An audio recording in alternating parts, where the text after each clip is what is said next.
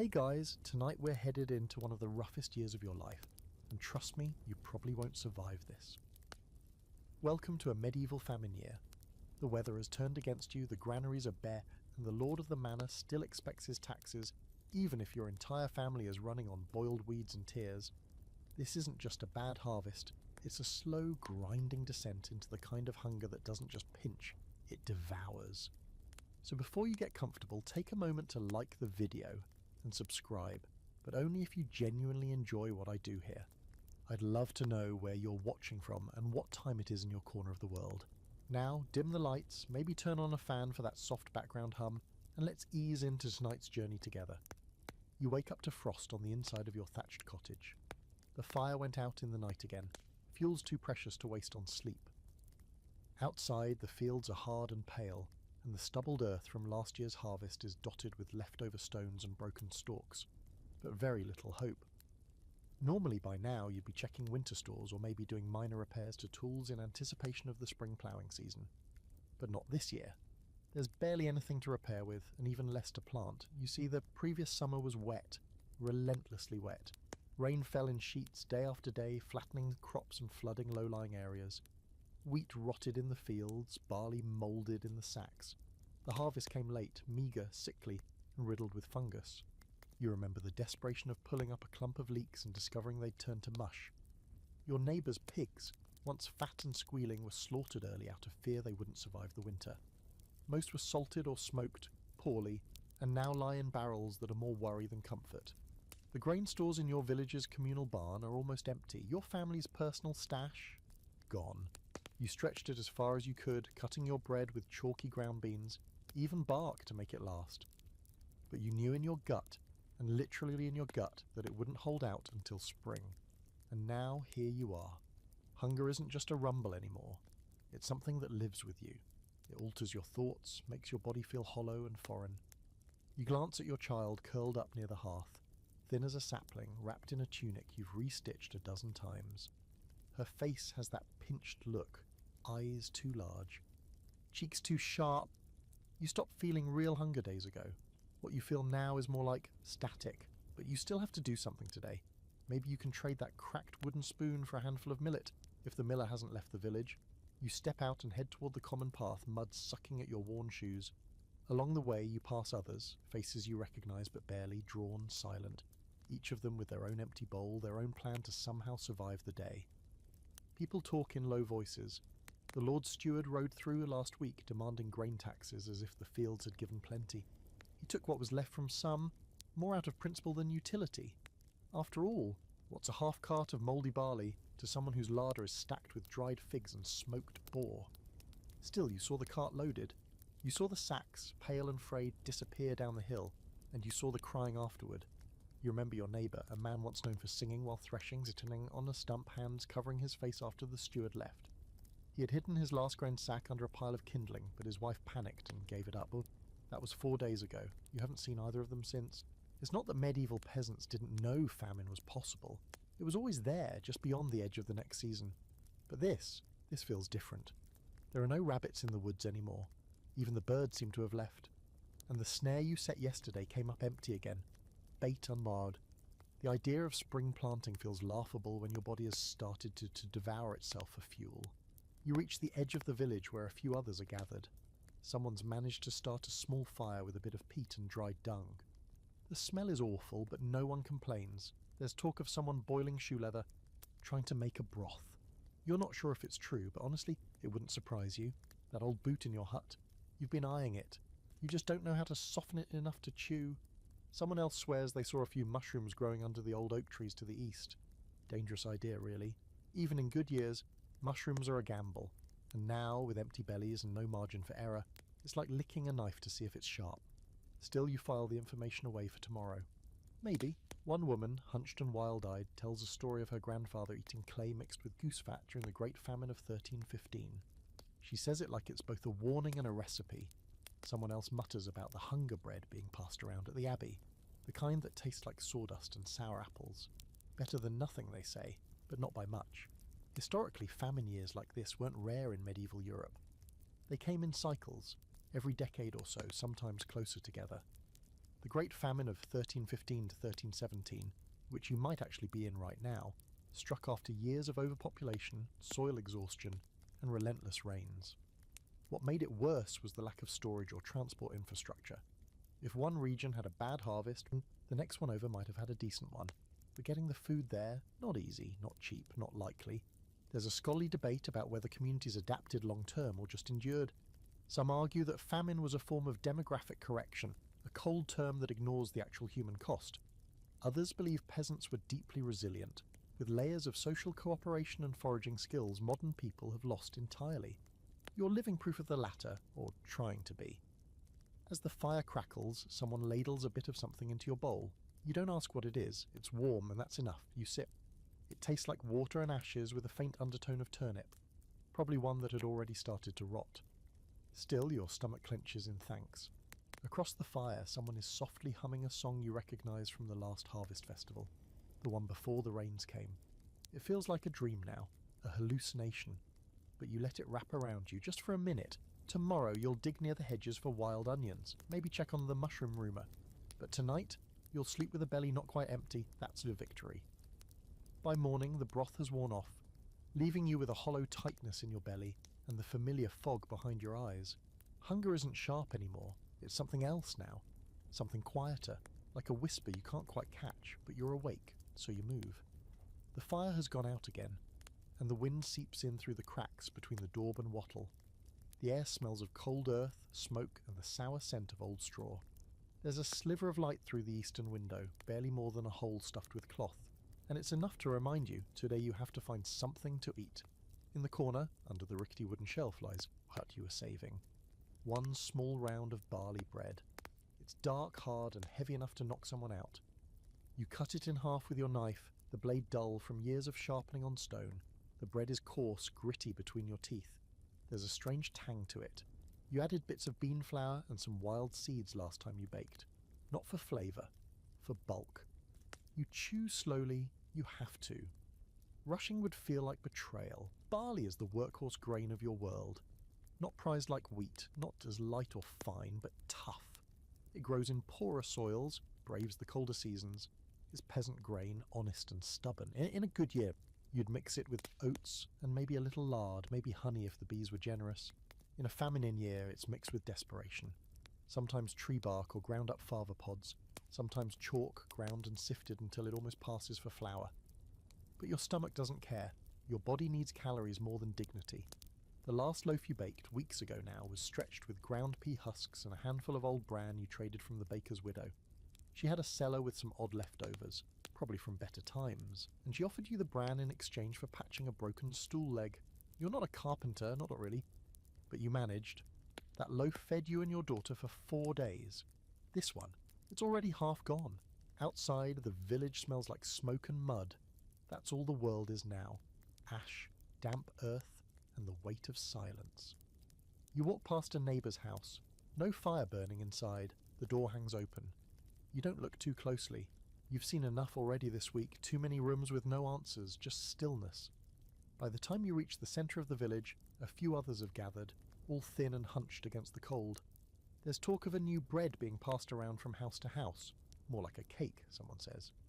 Made with ground acorns. Someone else mutters that it causes belly cramps and madness. You've heard stories about people eating acorn bread, yes, but it takes work. The tannins are bitter and toxic unless you soak the nuts in water for days, changing it often. And who has that kind of time? That kind of patience? When you're hungry, the line between food and poison gets blurry real fast. Still, you'd eat it. You're sure of that now. One older woman near the village green is sharing slivers of her barley loaf. It's shaped like a flat disc, scored across the top in a crude X. She dips it in water before eating, helps soften the crust. You follow suit, breaking off a corner of your own remaining half loaf and wetting it in the trough. The water tastes like wood and metal, but it helps. You don't speak while eating. No one does. Hunger is like a prayer now, private, solemn, and ever-present. There's an old superstition someone mentions as you sit there. A bit of fringe lore passed down from her grandmother. Never eat the last bite of a famine loaf. She says it's cursed, that whoever finishes it first will be the first to die. You raise your eyebrows but don't say anything. Not because you believe her exactly, but because belief feels safer than doubt right now. A boy nearby, not more than 10, tears into his own bread with alarming urgency. His hands tremble. You can see flecks of dirt under his nails and a crust of something on his sleeve. His mother watches him with tired eyes and the quiet guilt that only parents of famine children understand. You've felt it yourself. You'll feel it again. In the background, the church bell rings, one long tone. It doesn't mean mass, it means a burial. No one rushes. There's no strength for rushing. But everyone knows who it was. An old man, probably. Or someone younger who just gave up. It happens more now than ever. The historical record tells us that during true famine years, bread lost its shape entirely. Sometimes it wasn't even baked. People ate paste, grains mashed into water and left in the sun. No yeast, no leavening, no rise. The symbolism of bread, life, communion, the body of Christ shattered by need. In towns, people would queue for scraps tossed out behind bakeries. In the countryside, you were the bakery, and your oven was a pit lined with stone and hope. What's interesting is the open debate among scholars over how widespread these coping strategies were. Some believe that famine recipes, like barley loaf stretched with pea flour, were known and shared across communities, passed down like treasured secrets.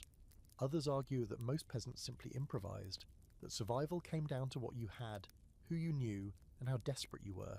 There's probably truth in both.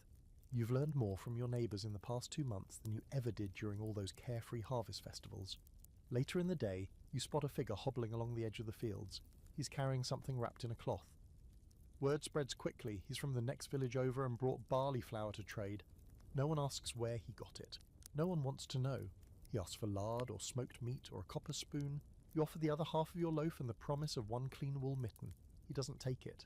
Others offer better. You watch the flour disappear into someone else's hands, and just like that, your hope shrinks again. You spend the rest of the afternoon scavenging. Under the eaves of the barn, you find a clump of dried moss. Not edible. Under the hedge, a few wilted dandelions. You chew the stems, bitter, but they fool your mouth into thinking something's coming. Back at home, your daughter is curled up on the floor, sleeping more now than waking. You lie beside her, pull the thin blanket up to both chins, and listen to her shallow breaths. Tomorrow, maybe you'll try boiling bark again. The morning air hits your face like a slap from someone who doesn't care if you wake up or not. It's grey again. No sun, no seal, no snow, just that dull, endless cold that presses against your skin and seeps into your joints. You're getting used to it. You've stopped expecting warmth, just like you've stopped expecting full meals or sleep without dreams of food. The ground is hard and lumpy, littered with frozen footprints and chicken droppings from birds no one's seen for a week. Most were eaten, or wandered off, or just stopped laying and became too expensive to keep alive. You chew on a thought. Oats. You haven't had oats in weeks. It used to be your fallback when the bread ran out. Thick oat porridge with a pinch of salt, maybe some chopped leeks or wild garlic if you were feeling fancy. But now, even oats are scarce. You think you saw someone trading a whole iron nail for a bowl of oat gruel last week. 1 nail. That's how far the world has fallen. Still, oats are more forgiving than wheat or rye. They grow in rough soils and survive the frost better. And when they're around, they fill your belly in a way that sticks. You dream about them sometimes, in bowls the size of your head, steaming with honey, or goose fat melting on top. Those are good dreams, cruel but good. Today you're heading out toward the edge of the manor-lands, where the peas and beans used to grow. It's late in the season for anything edible, but maybe you'll find a few dried pods still clinging to the plants, or drop between the furrows, missed by the gleaners. You bring your woven basket, though there's not much optimism in your grip. You reach the field by mid-morning. The earth is stiff, half frozen, but there are remnants, dry vines like brittle fingers curling up from the ground. You crouch and start searching. It takes time. You're slower than you used to be. Your knees creak when you bend. Your fingers fumble in the cold and your thoughts are sluggish. Hunger slows everything except your heartbeat, which thuds loudly in your ears with every movement. Eventually you find a pod, one single wrinkled pea still inside. You stare at it like it's a coin or a pearl or a promise. You pop it in your mouth before you can think better of it, crunching it between your teeth. It tastes like dust and memory. Someone else is in the field too. An old man, hunched, moving slowly along the rows with a long stick. He nods to you without speaking. He's not competition. No one is, not really. You're all picking over the same bones. He motions toward a patch near the tree line. You follow. and he gestures to a patch of soil that's been disturbed. A few beans, small and hard, lie on the ground. You gather them carefully one by one, maybe enough to boil into something. Peas and beans are a gift in times like this. Legumes have always been the quiet heroes of the medieval table.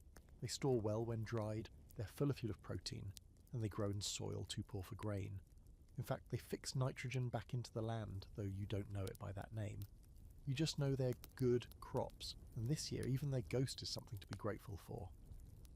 You bring your little haul back home, a small pile of beans, a few dry pea husks, and what looks like a bit of withered chickweed you pulled from near the hedgerow.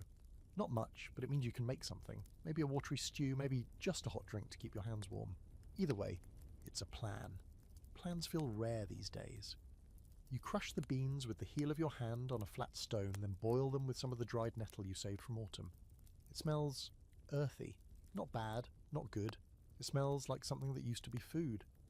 When it's done, you ladle a bit into a chipped wooden bowl and give the first sip to your daughter. She barely wakes, just blinks and sips, her hands trembling as she tries to hold the bowl. She whispers thank you without looking up. You wonder how many more days she can last. Some of the older villagers still talk about other famine years, especially the hard one years back, when people ate their seed grain. That was a mistake. Without seed, there's no planting. No planting means no next year. You swore you wouldn't do that. You even hid a pouch of peas under the hearthstone months ago, but last week you dug it up and boiled it. That oath didn't last long. There's an odd scholarly debate about whether medieval peasants truly understood long-term planning or if they lived moment to moment. Modern historians often underestimate them, as if being poor meant being simple. But you know the truth. You knew exactly what eating those seed peas meant. You just also knew what not eating them would mean. By evening, word spreads, the steward is coming tomorrow, supposedly with news, possibly with bread, possibly with punishments for those behind on rent. It's hard to know which would be worse. You tidy the house as best you can, sweeping the cold dirt floor, folding the ragged blankets, stacking the broken dishes like they matter. Presentation counts, even now, especially now. You sit by the fire that night and stare into the embers. They glow like coals from a world that still worked. You remember when food was food, when meals had texture and colour and didn't feel like begging. You think about the first time your daughter tried boiled peas years ago. She called them green candy. You laughed. You both laughed. Tonight there's no laughter. Just the scrape of your spoon in the bottom of the bowl, the ticking of wood cooling in the fire, and the wind pressing softly against the wall. You go to bed with the taste of beans still on your tongue.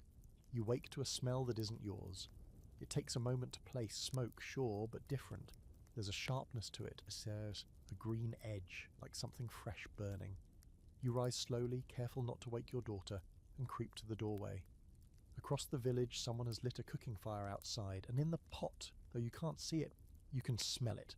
They're boiling something wild, not grain, not meat, greens, maybe nettles, maybe worse. You tighten your shawl around your shoulders and make your way over, pretending it's casual, like you're just out for a walk. But nobody's fooled anymore. Everyone knows when you're hungry. It's a smell you wear on your breath, a slump in your spine. The woman at the fire nods but doesn't speak.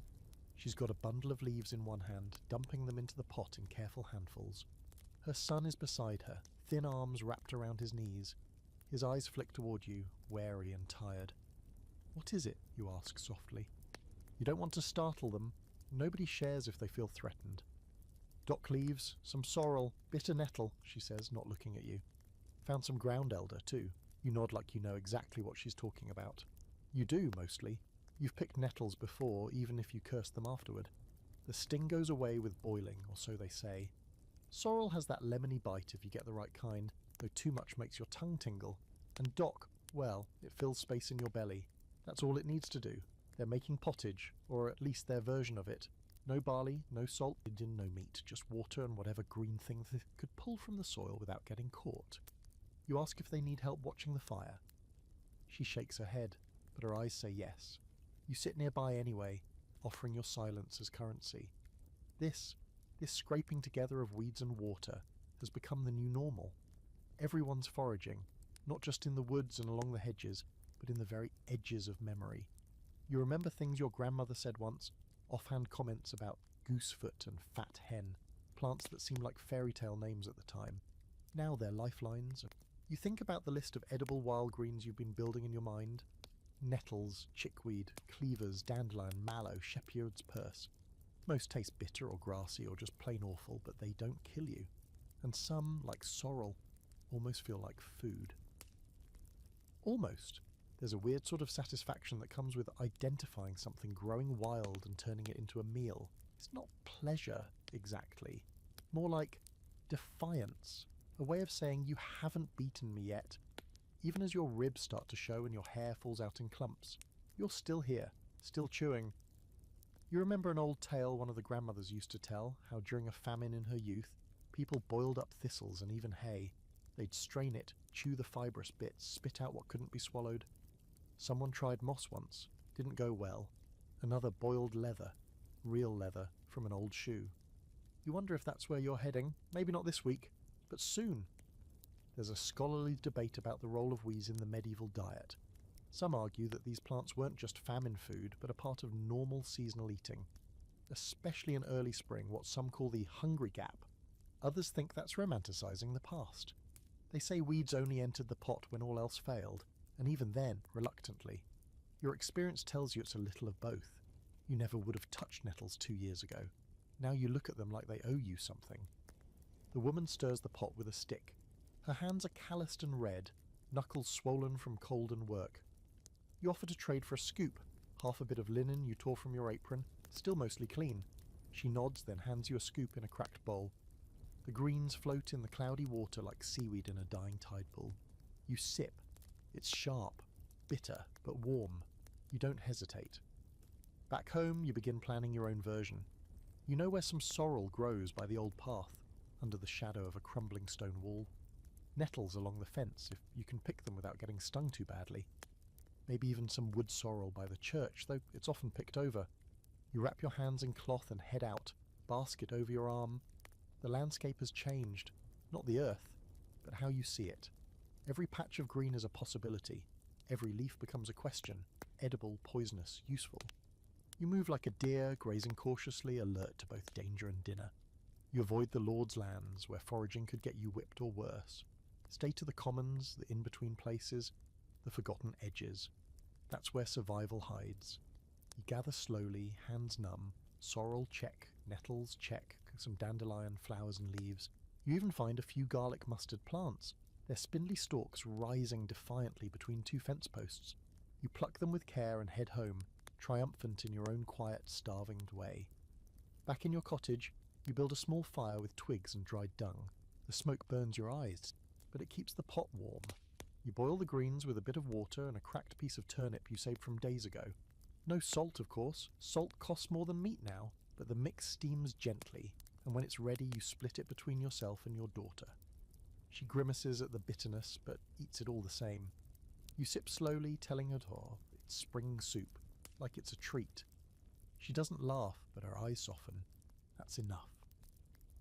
Outside, the bell rings again. Another funeral. No one looks surprised. You lie down that night with your stomach not full, but not clawing either. It's a victory, however small. You think about all the greens you passed by, plants you didn't recognize. Tomorrow you'll ask around. Maybe someone else knows. Maybe some of the old women remember what their mothers told them. The knowledge of the poor is rarely written down, but it lives in the hands, in the taste buds, in the strange patchwork of memory and desperation. For tonight, you sleep with the scent of nettle still on your fingers and the faint warmth of sorrel in your belly. You dreamed of roast goose last night. Tonight you won't. Your body knows better now. You wake up hungry again, of course. It's a dull ache now, a background hum in your body, like a low drumbeat echoing beneath your ribs. But something else nudges at your senses this morning. Wood smoke, yes, but underneath that, something sweet and strange. You blink, sit up, and sniff the air like a hound. It's faint, but it's there. Nuts. Roasted, maybe not, but raw, earthy, oily.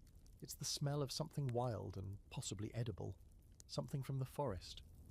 You wrap your shawl around your shoulders and nudge your daughter awake. She stirs, her lips cracked and pale, and you whisper that you're going to the woods. You tell her to stay inside, stay warm, and you promise to bring back something. Anything. The forest has always been both a gift and a gamble. The Lord technically owns the woods like he owns the fields, the animals, the air you breathe. But he's not here today. Or if he is, he's warm in his hall eating salted venison while you slip through the brambles with your hands held low and your eyes sharp. You know the path well enough. It's where you used to gather firewood in better years. Now you scan the ground for anything that might pass for food. And there they are, acorns, scattered beneath the gnarled arms of an ancient oak, half buried in damp raw leaves, some cracked, some whole. Your heart actually skips. You drop to your knees and start collecting them, dirt under your nails, fingers moving faster than your thoughts. You fill your basket with as many as you can find, ignoring the sting of cold and the creeping feeling that someone might be watching. Acorns aren't new to you. You've heard the old stories, the whispered recipes. Your grandmother once made hunger bread with acorn flour during a lean summer, long before you were born. She boiled them, soaked them, ground them down into a bitter brown paste, then mixed that with a handful of rye and baked it into something flat and sharp. She said it gave her headaches but kept her walking. They're not top food, not really, not in the way bread or beans are. Acorns have to be leached, sometimes for days in cold water to strip out the tannins that will turn your stomach inside out. But you don't have days. You have hours, maybe less. So you do the fastest version you know. Crush them with a stone on a flat board near the hearth, then pour boiling water over them. It's not perfect. It probably won't be a but it's something. As you work, your daughter watches. She's fascinated. She asks if this is what squirrels eat. You smile and nod. And clever girls, you say. Kuik. She grins, just barely, and it makes your chest hurt in a way hunger never could. You toast the mashed acorns on a flat pan over the coals just until they're dry and dark. They smell smoky, almost nutty, but with a bitterness underneath. You mix the mash with a little of the last oat flour you'd been hoarding, just a tablespoon's worth. The resulting dough is thick and gritty. You flatten it into cakes and press them to the hot stone by the fire. They don't rise. Of course not. There's nothing left in them to rise with. But they solidify, and that's what matters.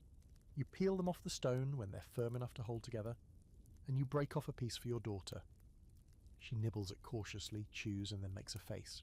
It's weird, she says. You laugh. That means it's working. You eat slowly. It tastes like ash and dirt and something old, not rotten, just ancient. Like the forest itself is sharing some secret you weren't meant to know. It dries your mouth, but it puts something in your belly. That's enough. Later you try roasting a few chestnuts you found among the leaves.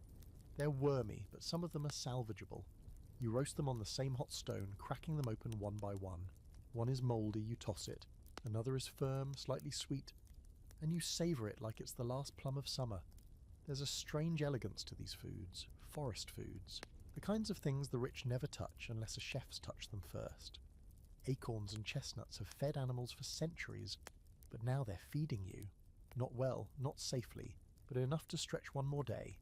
In some regions, especially across southern Europe, chestnuts were a staple for the poor during hard years. They grew in abundance and were easier to prepare than acorns. In Italy and France, some mountain villages even baked chestnut bread regularly, sweet, dense, and nourishing.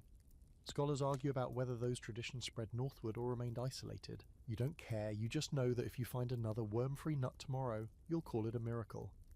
But there's also risk. Not all nuts are friendly. You've heard stories of children poisoned by horse chestnuts, of families made sick from misidentified mushrooms and spoiled bark flour. One wrong bite and your suffering doesn't stretch, it ends. Quietly, maybe painfully, with no one left to tell your story. Still, you'll go back tomorrow. You know the trees now. You'll try leaching the acorns longer, see if the bitterness fades. You'll test roasting them in the coals, baking them into thinner cakes. Maybe mix them with chopped greens or bits of dried root. You're not a cook anymore. You're a kind of alchemist, working with scraps, hoping for gold. Before sleep, your daughter holds up the last piece of her acorn cake and asks if you'll make more tomorrow. You nod. You tell her you'll find more nuts. She says, "Make it less weird next time." You laugh into your sleeve. That night you sit by the fire long after she falls asleep, turning a chestnut over and over in your hand like it's a jewel. The wind howls outside. Somewhere far away wolves are crying, or maybe dogs. Or maybe people. You press the chestnut into your palm and close your fingers around it. Tomorrow, you'll go again. The morning fog hangs low and thick, curling around the roofs of the cottages like smoke from a dying fire. You can barely see a few feet ahead as you step out of the doorway, the door creaking on its leather hinge. The sky is a dull, featureless sheet of grey. No sun, no shadow, just an oppressive stillness that makes the world feel like it's been packed in wool. You can hear your daughter's breath behind you, faint and wheezy as she huddles in the blanket near the hearth. You left her the last piece of chestnut cake. You told her it was special. She believed you. Today you're thinking soup or something that could pretend to be soup if you squint hard enough and don't breathe through your nose. You gather a few pieces of dry wood, mostly twigs and splinters from the edge of the forest, and get the fire going. It takes longer now. The wood is damp, and you're clumsy from sleep and starvation. Still, the embers catch, and soon enough you have a weak, sputtering flame. You fill the pot with water from the rain barrel. There's a thin sheen of algae floating onto top, so you strain it through a bit of cloth. You're not picky anymore. As long as it doesn't move or smell like death, it's fair game. Into the pot goes a handful of dried dandelion leaves, a pinch of that old turnip you keep rehydrating over and over, and a bit of crushed acorn flour. It's thick, brown, and unappetizing, but it'll stretch the liquid into something more like food. What you're making is closer to gruel than soup, or maybe a pottage, if you were being generous, is a dish that's existed for centuries. Boiled grains, roots, and vegetables, all simmered into a single slop that you can sip or scoop. When made well, it can be comforting.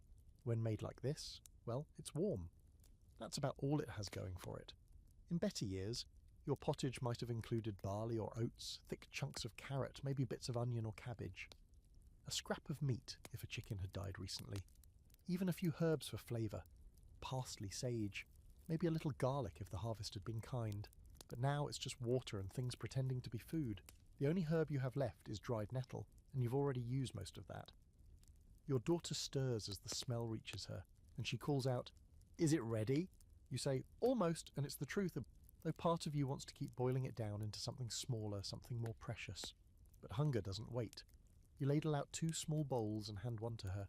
She cradles it like a treasure, blowing gently on the steam before taking a sip. Her face doesn't change. That's a good sign, you think. Or maybe she's just too tired to complain. You eat slowly, watching the fire dance across the bottom of the pot. The taste is bitter, and the texture is somewhere between mud and mashed moss. But it's warm, and it stays down. That's the new gold standard.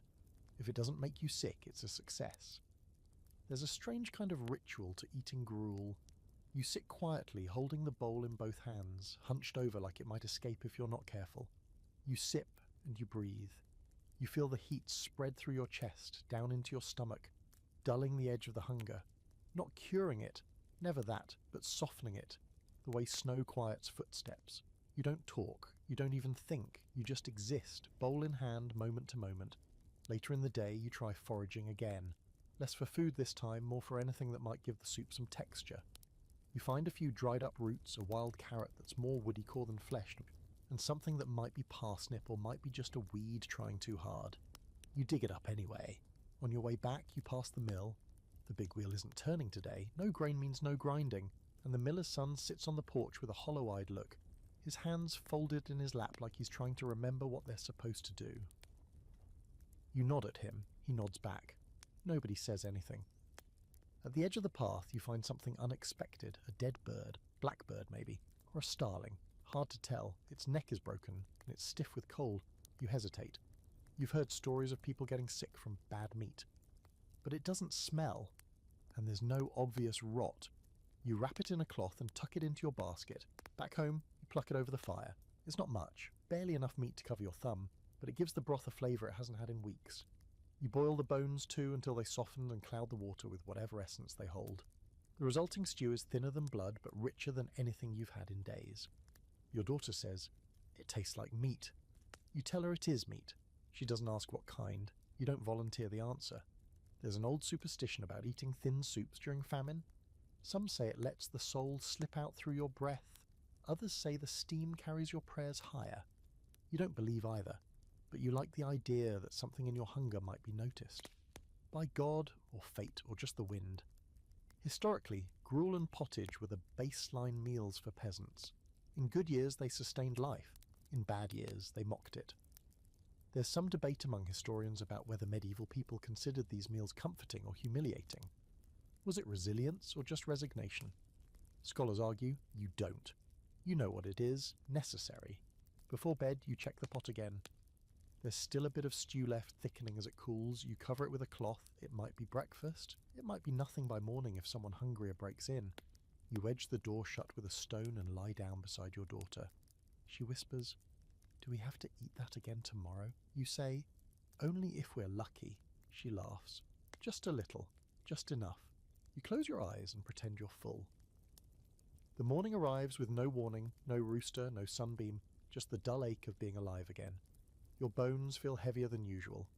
Your joints stiff from the cold and that odd sleeping position you fell into while curled around your daughter. She's still breathing, still here, and that's more than you expected to wake up to. Outside, the village stirs slowly. Fires are being lit. Not out of comfort, but necessity. Warmth is expensive now. Everything is. Even time. You stretch, rub your eyes, and reach for the cloth covering the pot near the hearth. The pottage has congealed into a thick paste, greyish-brown and sticky. Still edible, technically. You scoop it out with a wooden spoon and scrape it into a bowl for your daughter. She blinks awake and takes it without a word. No questions anymore, just eating and waiting. You're thinking about liquid calories today. Water isn't enough. The food is so thin, so sparse, that you need something more filling to drink. Something heavier than soup. And there's only one thing left in the village that might meet that description. Ale. Or at least what's become of ale. People think of ale now as something you drink for pleasure, to celebrate or unwind. But in your world, ale is survival. Liquid bread. In times of famine, when flour is scarce and ovens grow cold, ale often outlasts everything else. It's easier to digest than raw grain. It's boiled, which makes it safer than most water, and it contains calories, even if it's just the weak, sour stuff you're most likely to get your hands on. The ale you drink isn't the frothy golden beverage of taverns and festivals. What you're after is small ale, barely fermented, cloudy, flat and sour. It's brewed with the leftovers. Spent grains, crusts, old malt, even barley that was deemed unfit for bread. It's thin and earthy, often only just alcoholic. But it gives you something, and that something might just be enough. You make your way to the edge of the village, where old Marta still keeps her brewing pit. In better times, she was known for her warming ale, rich and malty, served in jugs wrapped in cloth. Now, her setup is a few battered barrels, a copper pot and a stack of damp straw. She's stirring something with a wooden paddle as you approach, her face drawn and red from steam. She sees you and raises an eyebrow. Looking to trade? You nod and offer her the last of your nettle leaves and a bit of that crushed acorn flour you saved in a twist of cloth. She eyes it, shrugs, and ladles a scoop of ale into a jug. It's lukewarm and smells like sour bread left out in the rain. You take it gratefully. "Drink it fast," she says. "It won't keep." You nod again. "Thank you." The ale goes down rough, thick and sour, but with a faint sweetness underneath, like something once alive. You bring it home, and your daughter wrinkles her nose at it, but drinks too. Afterward, her cheeks flush slightly, a bit of colour that almost makes her look healthy again. You wonder how many people are living off small ale now. Probably most of them. It's not just a drink, it's become breakfast, lunch and dinner. You know the monks at the nearby abbey brew their own, and rumour has it theirs is stronger, richer, more nourishing. But that's for the sick and the dying, the truly desperate. You're only moderately desperate. Or maybe you're just too proud to ask. Historically, small ale was a staple for peasants during lean times. Not because it got you drunk, though sometimes it did if you brewed it wrong, but because it gave you just enough calories to keep going. It was safer than water, easier than bread, and cheaper than anything else. Some households brewed it daily, reusing the same mash several times until all the life was leached out. You've heard of people brewing with herbs like horehound or mugwort to stretch the flavour. You wonder if Marta's done the same. There's a debate among historians over just how much ale peasants consumed. Some say it was constant, every meal, every day. Others argue that clean water sources made ale more of a luxury than a necessity. You know the truth sits somewhere in between. When water makes you sick and food is vanishing, ale becomes more than a drink. It becomes hope in a cup. Later in the day you try brewing your own. Not real ale, not in the proper way, but something close. You take a handful of cracked barley you found buried in the corner of the grain bin, almost mouldy but not quite, and soak it in warm water near the fire. You stir it, let it sit, then pour off the liquid into a cup. It's more like barley tea than beer. But it's warm and it's cloudy and your daughter doesn't spit it out. That's a win. You imagine yourself as a brewer now. Not the kind with tools and casks, but the kind who does what she must. You might try fermenting tomorrow. You know someone who has a bit of old yeast scrap. Or maybe a piece of sour bread you can soak. If it turns out, you'll share. Or maybe you won't. Maybe you'll hoard it like gold and sip it one drop at a time. You sit by the fire with the last of Martha's ale in your cup. It's gone flat. It wasn't very fizzy to begin with, but it's warm in your belly, and you can almost imagine the feeling of fullness. Not quite, but close enough to pretend. Your daughter leans against your side, her head heavy on your arm. She asks, "Will we have more tomorrow?" You say, "Yes," because what else can you say? She says, "It tasted like bread." You smile and nod, trying not to think about how long it's been since either of you had actual bread. Before sleep, you wrap the brewing pot in cloth to keep it warm. You whisper a little prayer over it. Not a grand one, not even proper Latin. Just something simple. Let this work. Let this become something more than water. Let this keep us one more day. Tomorrow you'll try again. You dream of bread again. This time it's warm, golden, crusty, torn open with your hands and steaming in the cold air. You can almost taste it, sour, chewy, soft inside with that perfect crunch on the edges. There's butter too, rich and melting. Your daughter is laughing beside you, crumbs on her cheeks. She reaches for more. Then the crust darkens, the inside turns grey, and suddenly the loaf is alive, breathing, pulsing. You wake up choking, the fire's out. Of course it is. The coals have gone cold and outside dawn is barely pressing at the horizon. You lie there for a moment, soaked in sweat despite the chill, the taste of that dream bread still lingering like a cruel joke. But even that phantom comfort is better than what you're about to face today. You have to talk about the mould, because it's not just hunger that kills during famine, it's what hunger makes you ignore, what hunger makes you eat.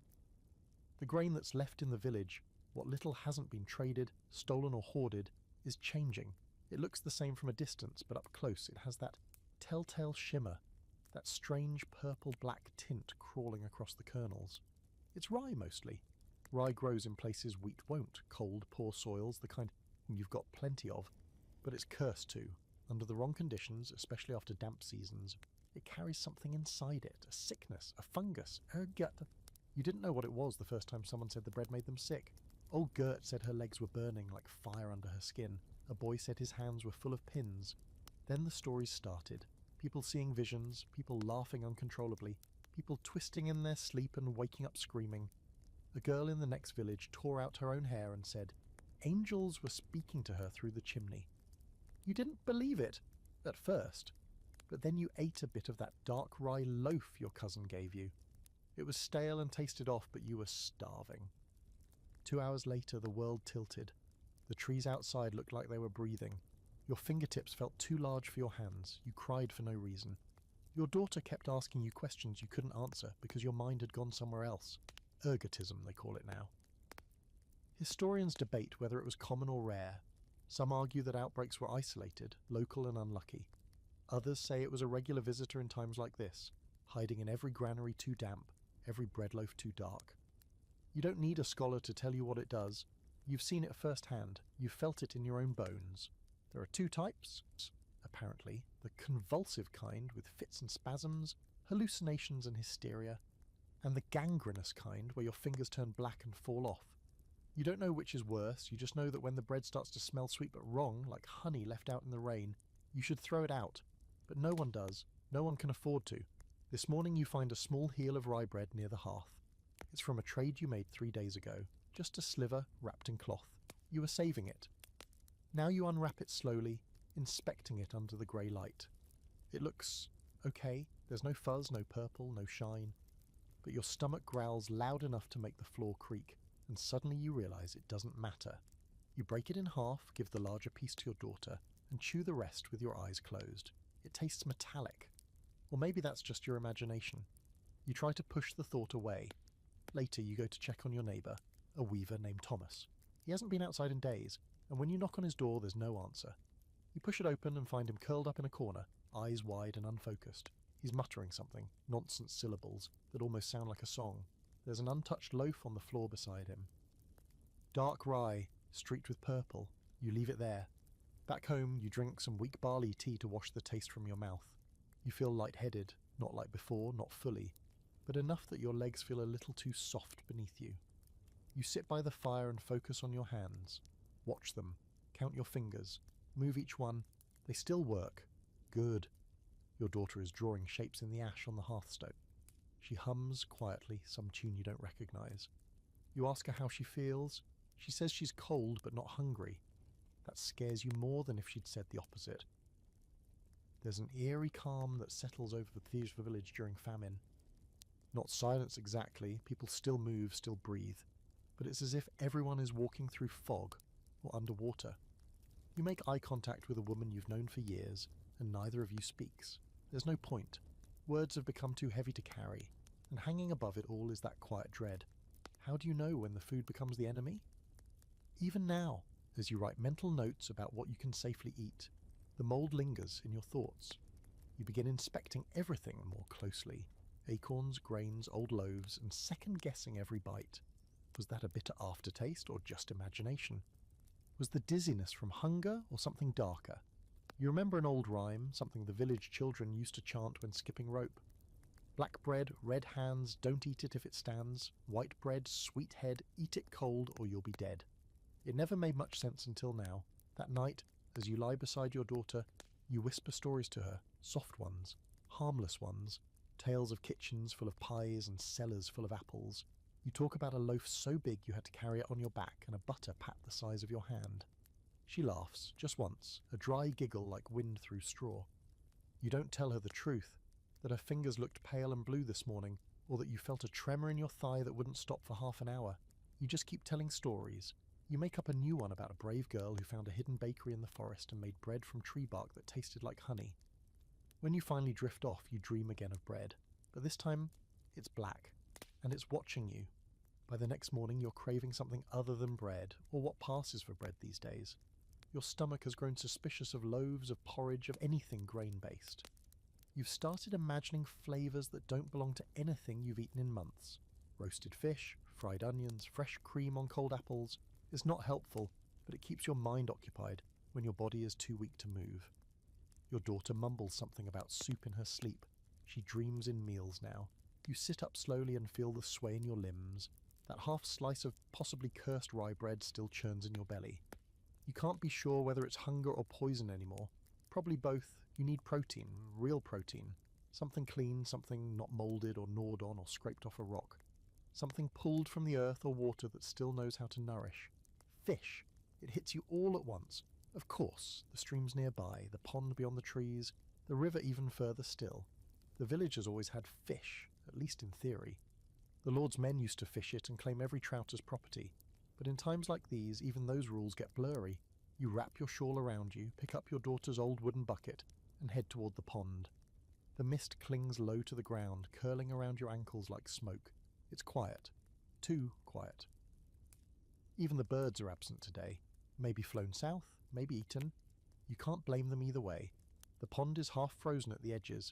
Thin sheets of glass crackle underfoot as you step carefully onto the bank. The water's dark and still, with a few reeds poking out like skeleton fingers. You crouch down and watch. Nothing moves, no ripples, no darting shapes, no signs of life. But there must be something. You break the ice with a rock and dip your hand into the water. It's so cold it stings your bones. You last 3 seconds before yanking it out, gasping. But even in that brief moment, you think you felt something brush your fingers. Maybe a fish. Maybe just hope. You don't have a line or bait, or even a hook. But you do have an old basket and a bit of cloth. You fashion a crude trap just like the old woman taught you years ago during a summer you barely remember. You weigh it down with stones, tie it to a stick and lower it into the shallow edge of the pond. Then you wait. Historically, fish were one of the great equalizers during a famine year. They were the protein of the poor when you could get them. In fact, many fast days, which happened often, sometimes over 100 a year, required fish instead of meat. That meant fish was already embedded in the food culture of the time, but when famine came, those fast day rules turned into survival rules, and suddenly everyone wanted herring. In towns, salted fish became currency. In the countryside, it became legend. There are stories of peasants trading an entire winter's firewood for a single smoked eel. Children were sent to sleep with bits of fish bone under their pillows as charms. Some thought fish would appear if you sang the right song to the water. You try humming one now, some tune your mother used to sing, more lullaby than charm. 2 hours pass, your fingers are numb, your knees ache. But when you pull the trap up, something glimmers inside. A fish. Small, pale, terrified. You let out a sound halfway between a sob and a laugh. It's barely longer than your hand, but it's meat. Real meat. You cradle it in both palms like a newborn. It flips once, then stills. You build a fire near the bank, shielding it with stones to keep the wind out. You scale the fish with your fingernails, gut it with a sieve of sharpened bone, and slide it onto a thin green stick. You roast it slowly, turning it until the skin crisps. The smell alone makes your eyes water. Back at home, your daughter sits up the moment she hears the door creak open. She sees the fish and her face changes. She doesn't smile. No one smiles easily anymore. But her eyes brighten. That's all you need. You split the fish in half. She takes the head without complaint. You chew slowly, savouring every bite. The skin is smoky, a little oily. The flesh is soft and flakes apart. There's no salt, no herbs, nothing fancy. But it tastes real. Your stomach doesn't argue. It thanks you. That night you dream of rivers, not just fish, but streams full of them. So full you could pluck them out with your bare hands. Your daughter dances along the banks, laughing. You follow, arms full of trout and eels and fat silver perch. In the dream no one is hungry. The next day you return to the pond. The basket is empty this time. The next day too. But on the third, another fish, a little smaller but still enough. You learn to make broth from the bones. You save the skin and roast it crisp, turning it into a treat. You stretch each fish into 2 meals. It isn't enough, but it's something. You start wondering about the river. It's a long walk, and the journey is dangerous. There are rumours of bands of starving men on the roads, desperate and wild. But the river runs deep and wide. If you could reach it, maybe you could catch something bigger, or smoke what you find and trade it. Maybe even feed someone else. You begin to plan, quietly, cautiously. You boil the fish bones again. You save the ashes of your fires. You wash the bucket. You clean your hands with melted snow. There's a strange energy in you now, not hope, not yet, but something flickering under the skin. Fish do that. They remind you that not everything has rotted or vanished, that beneath the ice life still moves. Your daughter touches your sleeve as you pack your things for tomorrow. Will there be more fish? You smile. If we're lucky. She nods and curls up beside the fire. Tomorrow you'll walk farther. Try the stream past the abbey. Maybe even ask the monks for a scrap of net or a hook. Maybe they'll turn you away, maybe not. But the fish is real, and so are you. You don't want to talk about it. Not really, but there's no avoiding it forever, is there? The truth is, the longer the famine goes on, the more creative people get. And not in a charming, look at this clever recipe kind of way. No, it's the kind of creativity that grows in the cracks of desperation, where logic gives out and instinct takes over. It's not cooking anymore. It's not even foraging. It's just surviving, no matter how low you have to go to do it. This morning, you heard whispers. 2 women talking near the well, low voices and quick glances. You know that tone. You've used it. It's how people talk about the unthinkable before they do it. One of them was holding something wrapped in cloth. You didn't ask. You didn't want to know what was inside. You've already seen it happen a few times. A loaf stretched with something that wasn't flour. Bread that doesn't rise, doesn't taste like anything, and burns into ash instead of crust. It looks like bread, smells like bread until you bite it. Bark, straw, dirt. Some people are grinding up straw from thatch roofs, pounding it into powder, mixing it with water and acorn paste and calling it dough. Others have tried bark, inner bark, peeled from trees, dried, and scraped fine. If it's young and clean, you might just get away with it. But more often than not, it tastes like rot and sits in your stomach like a stone. You've heard of people adding clay. Not because it's nourishing, it isn't, but because it bulks the food, fools the mouth, tricks the belly for a little while. You even tried it once, weeks ago, with a small scoop of riverbank clay and some barley water. Tasted like wet coins and left your teeth gritty. But your daughter didn't vomit and you didn't faint that day, so you counted it as a win. Today, you're making bread again. You can't call it bread, really. It's more like a paste you're shaping into discs and cooking on the hearthstone. You mash together crushed acorns, boiled sorrel, a few leftover nettle stems, and the last of the acorn flour that's gone slightly sour. The smell isn't great. It's damp and earthy with a hint of rot. You pretend it's cheese. You spread the dough thin, trying to trick it into crisping instead of steaming. The fire is too low to brown it, so you get a sort of damp cracker. Your daughter nibbles one edge, then pulls a face and puts it down. You don't blame her. You chew yours in silence. Later, you take a walk toward the mill. Not because there's grain, you already know there isn't, but because sometimes people gather there to share whatever sad trick they've discovered to make food out of nothing. And today, someone's got a loaf they're cutting into slices thinner than paper. It's pale, dense, slightly green at the edges. You trade a scrap of boiled root for a piece. You taste it carefully. Sawdust, definitely sawdust. It's mixed with bean husks, maybe, or ground peas, but the bulk of it is wood. You chew slowly, praying it doesn't splinter, praying it goes down and stays down. It does, barely. No one says anything, no one makes eye contact, and there's an unspoken rule now: don't ask what's in the food. If it's warm and it stays in your stomach, it's enough. Dignity is a luxury, names are a luxury, even recipes are gone. All that remains is the question, will this kill me? You remember a man last week who bragged about making bread from lichen and dried moss. He said he'd discovered a secret. 2 days later, he was foaming at the mouth, seized by tremors. Some mosses are edible, some are absolutely not. He picked the wrong kind. Historians call this famine food, a bland term, almost clinical, but you know better. It's not food. It's fuel, just enough to keep the engine running until something better appears, or until you stop needing it.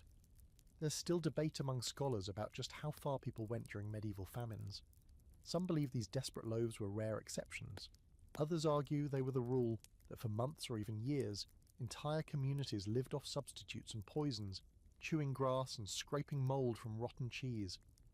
You tend to believe the second group. You're living it. Back home, you try another batch, this time with some bark you scrape from a birch tree near the edge of the woods. Birch is supposed to be safer, sweeter even, if you get the inner layer. You boil it until soft, mash it with a rock, and add it to the flour scraps you've been saving in a linen pouch. The dough comes together like glue, sticky and fibrous. You cook it flat and slow, the steam rising into your face as you lean over the fire. When it's done, you break it into pieces and hand half to your daughter. She hesitates, then takes a bite, then swallows. You wait, no vomiting, no tears. It's better than the fish skin, she says. You almost laugh. You eat your half slowly, chewing until your jaw aches.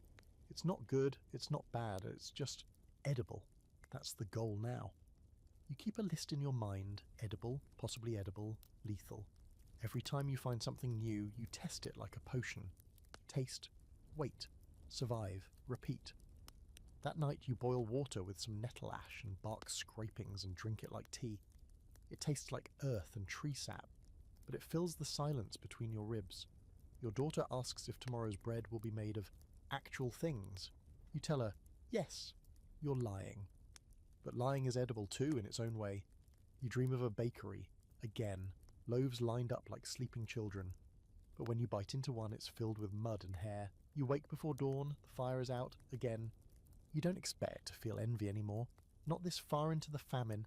It's been scrubbed out of you, boiled away like everything else until all that's left is need. But today, when the steward rides through the village with 2 pack horses and a cart trailing behind him, the feelings return, sharp, hot and bitter. The horses are fed, their ribs don't show. One of them has a soft leather saddle with clean stitching.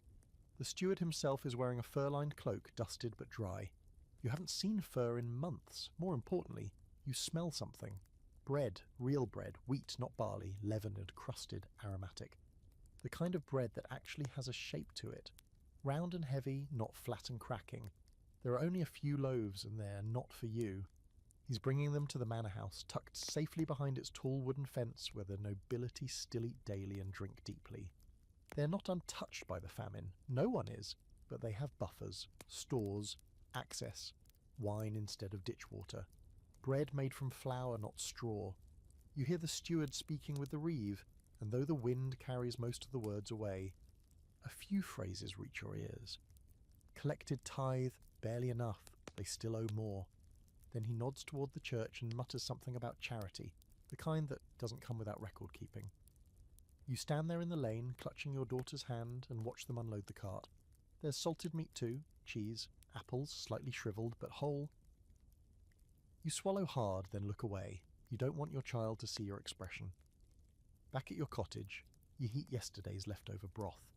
It's thickened into a sort of glue overnight, and when warmed, it takes on a texture somewhere between porridge and regret. Your daughter eats her portion in silence, scraping the bowl with a spoon made from hollowed horn. She asks if the people in the manor house ever get hungry. You shake your head. Not the same way, you say, not like us. You remember the feast days, years ago, when the Lord's table spilled over with food. Roasted hares, stewed lamb, fish with sauce so rich it left your lips greasy for days. They'd throw scraps to the dogs and leave bones behind that still had meat on them. You used to think it was wasteful. Now you think it was cruelty in disguise. That afternoon you see the difference even more clearly. Two of the manor's servants pass by your door, carrying a basket between them, laughing as they walk. Inside you glimpse what looks like a half-finished pie. Meat pie, actual meat. They don't even notice you watching. And yet, as the sun sets and the cold creeps back in, the steward surprises everyone. He returns to the village square with a single sack of barley and announces, as if reading from a script, that the Lord has seen your suffering and offers aid. It's not enough, not even close, but people still shuffle forward, hands open. You line up like the rest. When it's your turn, the steward eyes you, then your daughter, and tosses you a handful of grain, loose, right into your shawl. You thank him. He doesn't reply. He's already turned to the next poor soul. Back at home, you run your fingers through the barley. It's clean, surprisingly so. You wonder if it was meant for horses. You grind a bit of it by hand, using your flat stone and the edge of a roof tile. It's slow, tedious work, your palms go raw. But when you finally cook it into a gruel, it's decent. Not good, not filling, but familiar. It tastes like years ago. Like something you used to eat without thinking. Your daughter calls it almost real food. You both smile. Later, you hear rumours from the far end of the village. Someone's stolen bread from the manor kitchens. They say a boy snuck in, took 2 small loaves, and was caught hiding in the hay barn. The steward came back after dark, flanked by 2 men with clubs. There's no punishment yet, just threats. But everyone knows how these things go. Bread becomes evidence. Hunger becomes a crime. The divide between you and the manor house grows sharper every day. You live off roots and bark and dreams. They live off storehouses and cellars and someone else's labour. It's always been that way, of course, but famine makes the lines bold. There's an old debate among scholars about just how generous the nobility were during famine years. Some records show charity, bread baked in monastery ovens, grain redistributed, alms given freely. But others suggest that the rich hoarded what they could, locking granaries and guarding orchards with armed men. You don't need a historian to tell you how it is. You can see it from your doorway. What's strange is that some of the manor folk don't look much better than you now. The servants are thinner. One of the maids came to the edge of the village last week and traded a silver brooch for a boiled fish. You watched it happen. She didn't even pretend it wasn't for her. Still, they have bread. You don't. Before sleep, you take a piece of the barley paste and press it into a flat cake. You dry it by the fire, slowly, turning it every few minutes. You're saving it for tomorrow. Not because it will be better later, but because having it there gives you something to look forward to. Your daughter asks what the people in the manor dream about. Probably not food, you say. She thinks for a second. That sounds boring. You agree. That night you dream of walking into the manor kitchen. You're dressed as a noblewoman. Everyone bows. You lift the lid off a silver tray and find straw, bark, acorns, the same food you always eat. You laugh and they all clap like it's the finest meal they've ever seen. You wake up smiling. Then you remember. And the smile fades. The fire is still going. For once. Winter doesn't arrive with a grand entrance. It seeps in, slow and mean, like a draft under the door that turns into a blizzard by morning. And this year it doesn't arrive on schedule. The seasons used to have some rhythm to them. You could feel the year turning in your bones. You used to mark the days by tasks, planting, weeding, harvesting, resting, but now the rhythm is gone. Time slips sideways. The days blend into each other like gruel too thin to hold its shape. No harvest came this year, and without it, winter isn't a change. It's just more of the same, only colder. You wake up to frost on the inside of the walls. The fire died sometime in the night, and your breath fogs in front of your face as you sit up. Your daughter is curled beside you, wrapped in your only blanket, her hands tucked under her armpits. Her lips are tinged blue again. You tuck the blanket tighter around her and rise, joints cracking like old hinges. Outside, the village looks half dead. No snow yet, but the ground is hard as stone and the sky is flat and colourless. There's no movement, no carts, no smoke from chimneys, no birdsong. Even the rats have grown thin. You haven't seen one in a week, and that's concerning. The rhythm of the year used to anchor you. In spring, you dug and planted.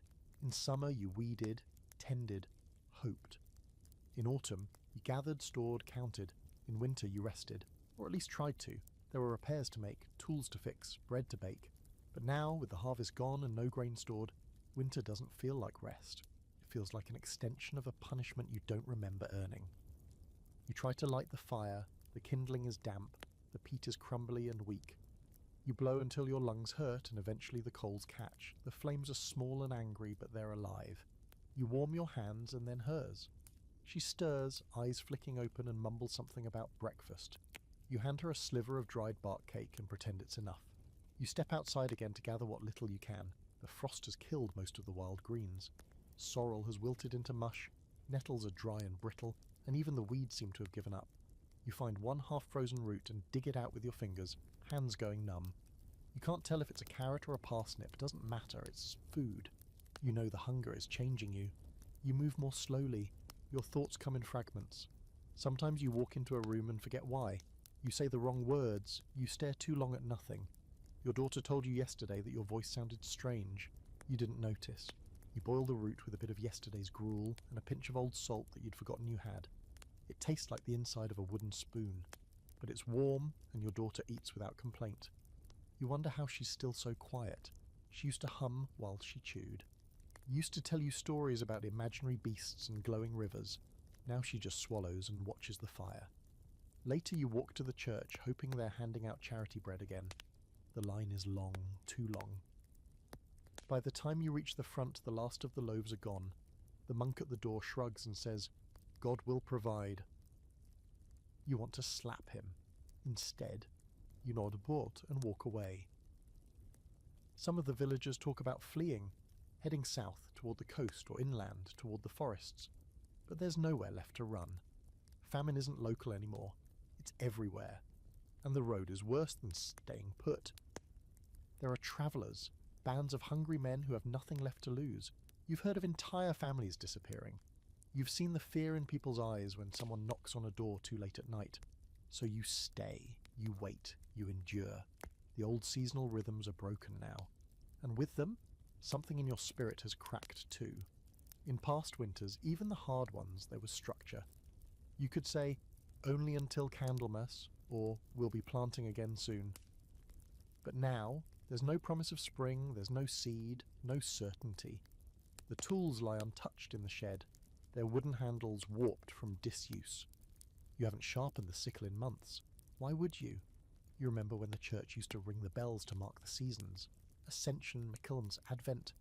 You haven't heard the bells in weeks. Maybe they're saving the metal for something else. Maybe there's no one left strong enough to pull the rope. There's an old debate among scholars about how deeply these seasonal patterns structured peasant life. Some claim the cycle of planting and harvest was a kind of spiritual metronome, a way to find peace, even in suffering. Others argue that hunger could break that rhythm completely, reducing people to day-to-day survival with no sense of the larger wheel of the year. Standing here in a frozen field with no crops and no calendar, you know where you fall in that argument. Your days have no names now, just cold mornings and colder nights, just the question, what can I eat today? Your daughter begins coughing again in the evening, dry, shallow. She doesn't have the strength to make it loud. You rub her back, warm her hands, and feed her a few sips of broth. You tell her a story about the winter birds, how they carry messages between sleeping trees. She listens, barely, but she listens. That night, you try to remember what month it is. November, December. You don't know. You remember that your birthday was sometime around now. You don't mention it. What would be the point? You lie awake long after your daughter falls asleep, staring at the ceiling and listening to the wind. It doesn't howl anymore. It groans. You think about the tools in the shed, still waiting. You think about the frozen field. You think about a spring that may never come. The fire dims. You don't add more fuel. You just pull your daughter closer and close your eyes. You dream of planting. You dig into the soil with your bare hands, but instead of seeds, you find bones.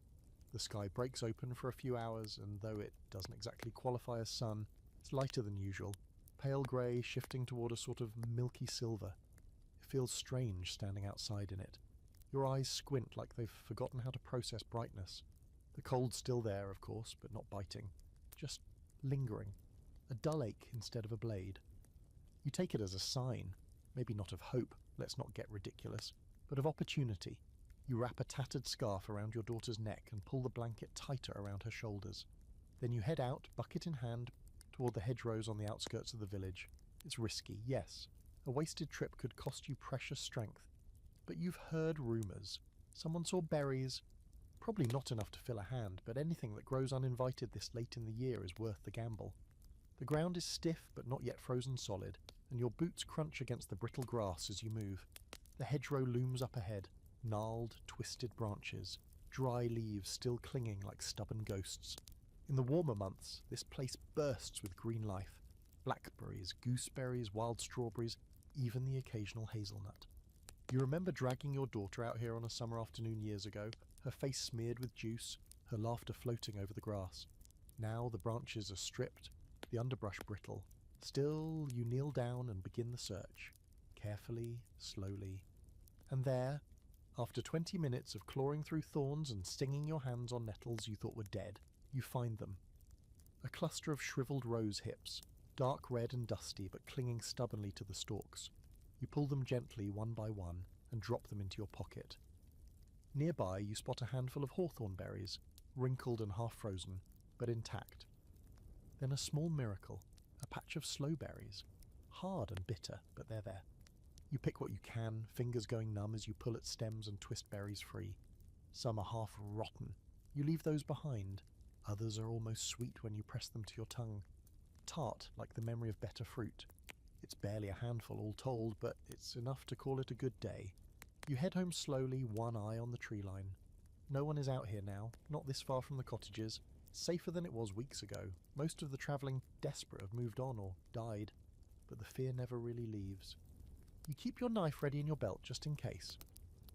Back at home, your daughter is asleep by the fire. You stroke her hair, then set to work. First you wash the berries, stripping away bits of leaf and twig. Then you boil them, softly, gently, with just enough water to cover. They split open, releasing their sharp scent into the air. It smells like autumn, like life. You mash the boiled berries through a scrap of cloth, straining out seeds and skins. What's left is a thin paste, reddish and murky, but rich in that way only famine food can be. Real, fresh, growing from the ground, rich. You stir in a bit of acorn flour to thicken it, then shape the mixture into little cakes and lay them by the fire to dry. When they're firm enough to hold, you give one to your daughter. She bites it carefully. Her eyes widen. "It's sweet," she whispers. You nod. "A little." "It's real," she adds. And she's right. It is. Wild berries are the last gift of the old year. A kind of closing note. Usually gone by now, but this year the cold came late and the famine came early. And the two overlapped just enough to leave a few scraps behind. You thank the hedgerows in your mind. You picture them waiting through the long months, roots deep, holding secrets under the frost.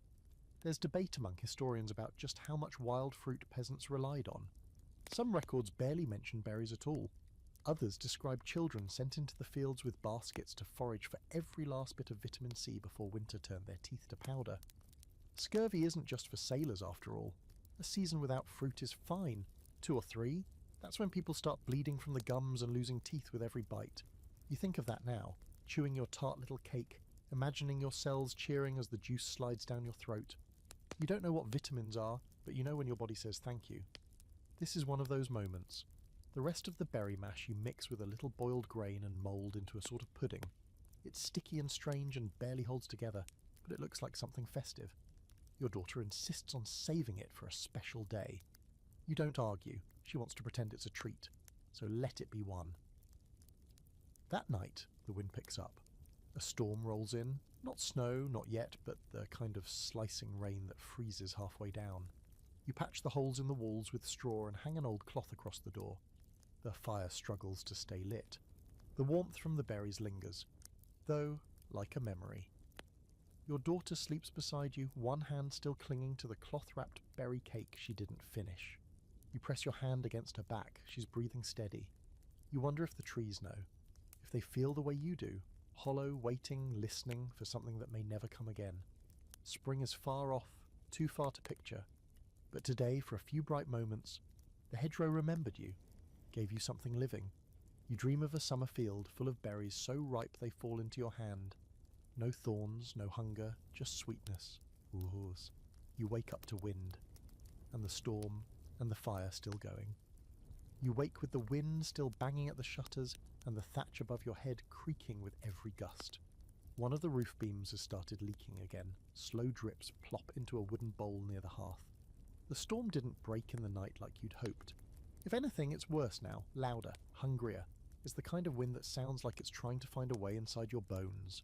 You stay under the blanket a few minutes longer, wrapped around your daughter like you can block out the world by sheer will.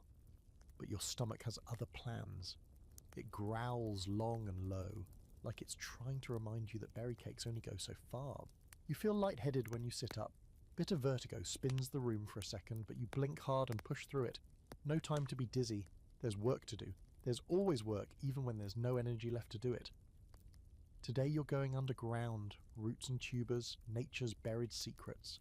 That's what the old ones always said.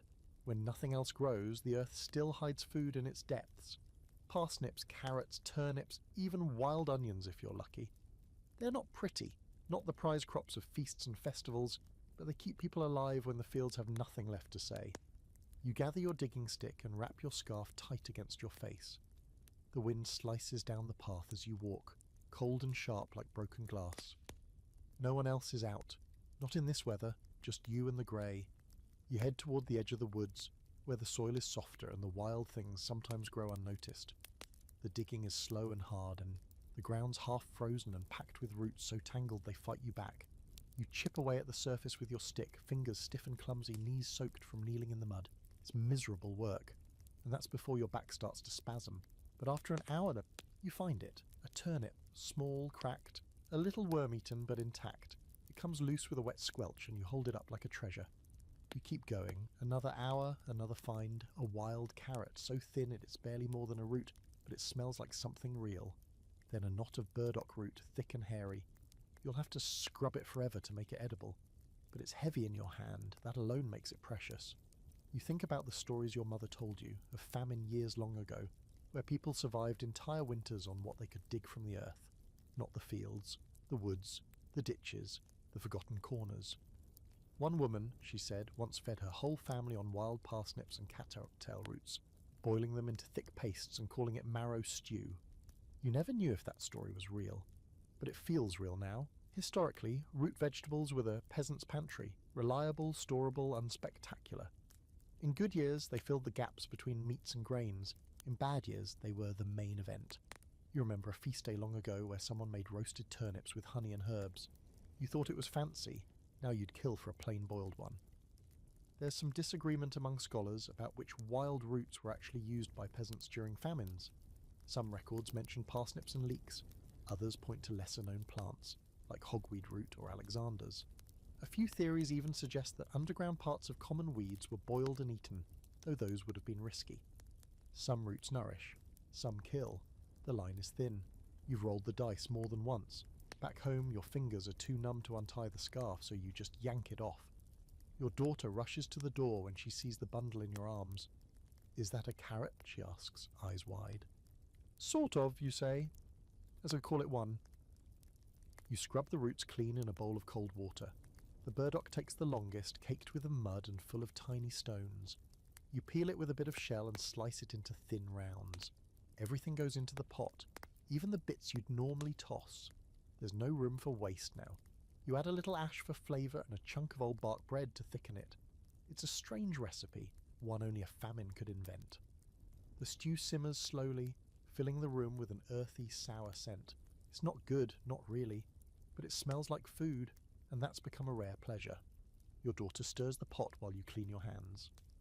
You can't feel your fingertips, but you don't say anything. No need to worry her. When the stew is done, you share it between two bowls. You eat sitting close to the fire, holding the bowls in your palms like they might float away. The turnip is bitter.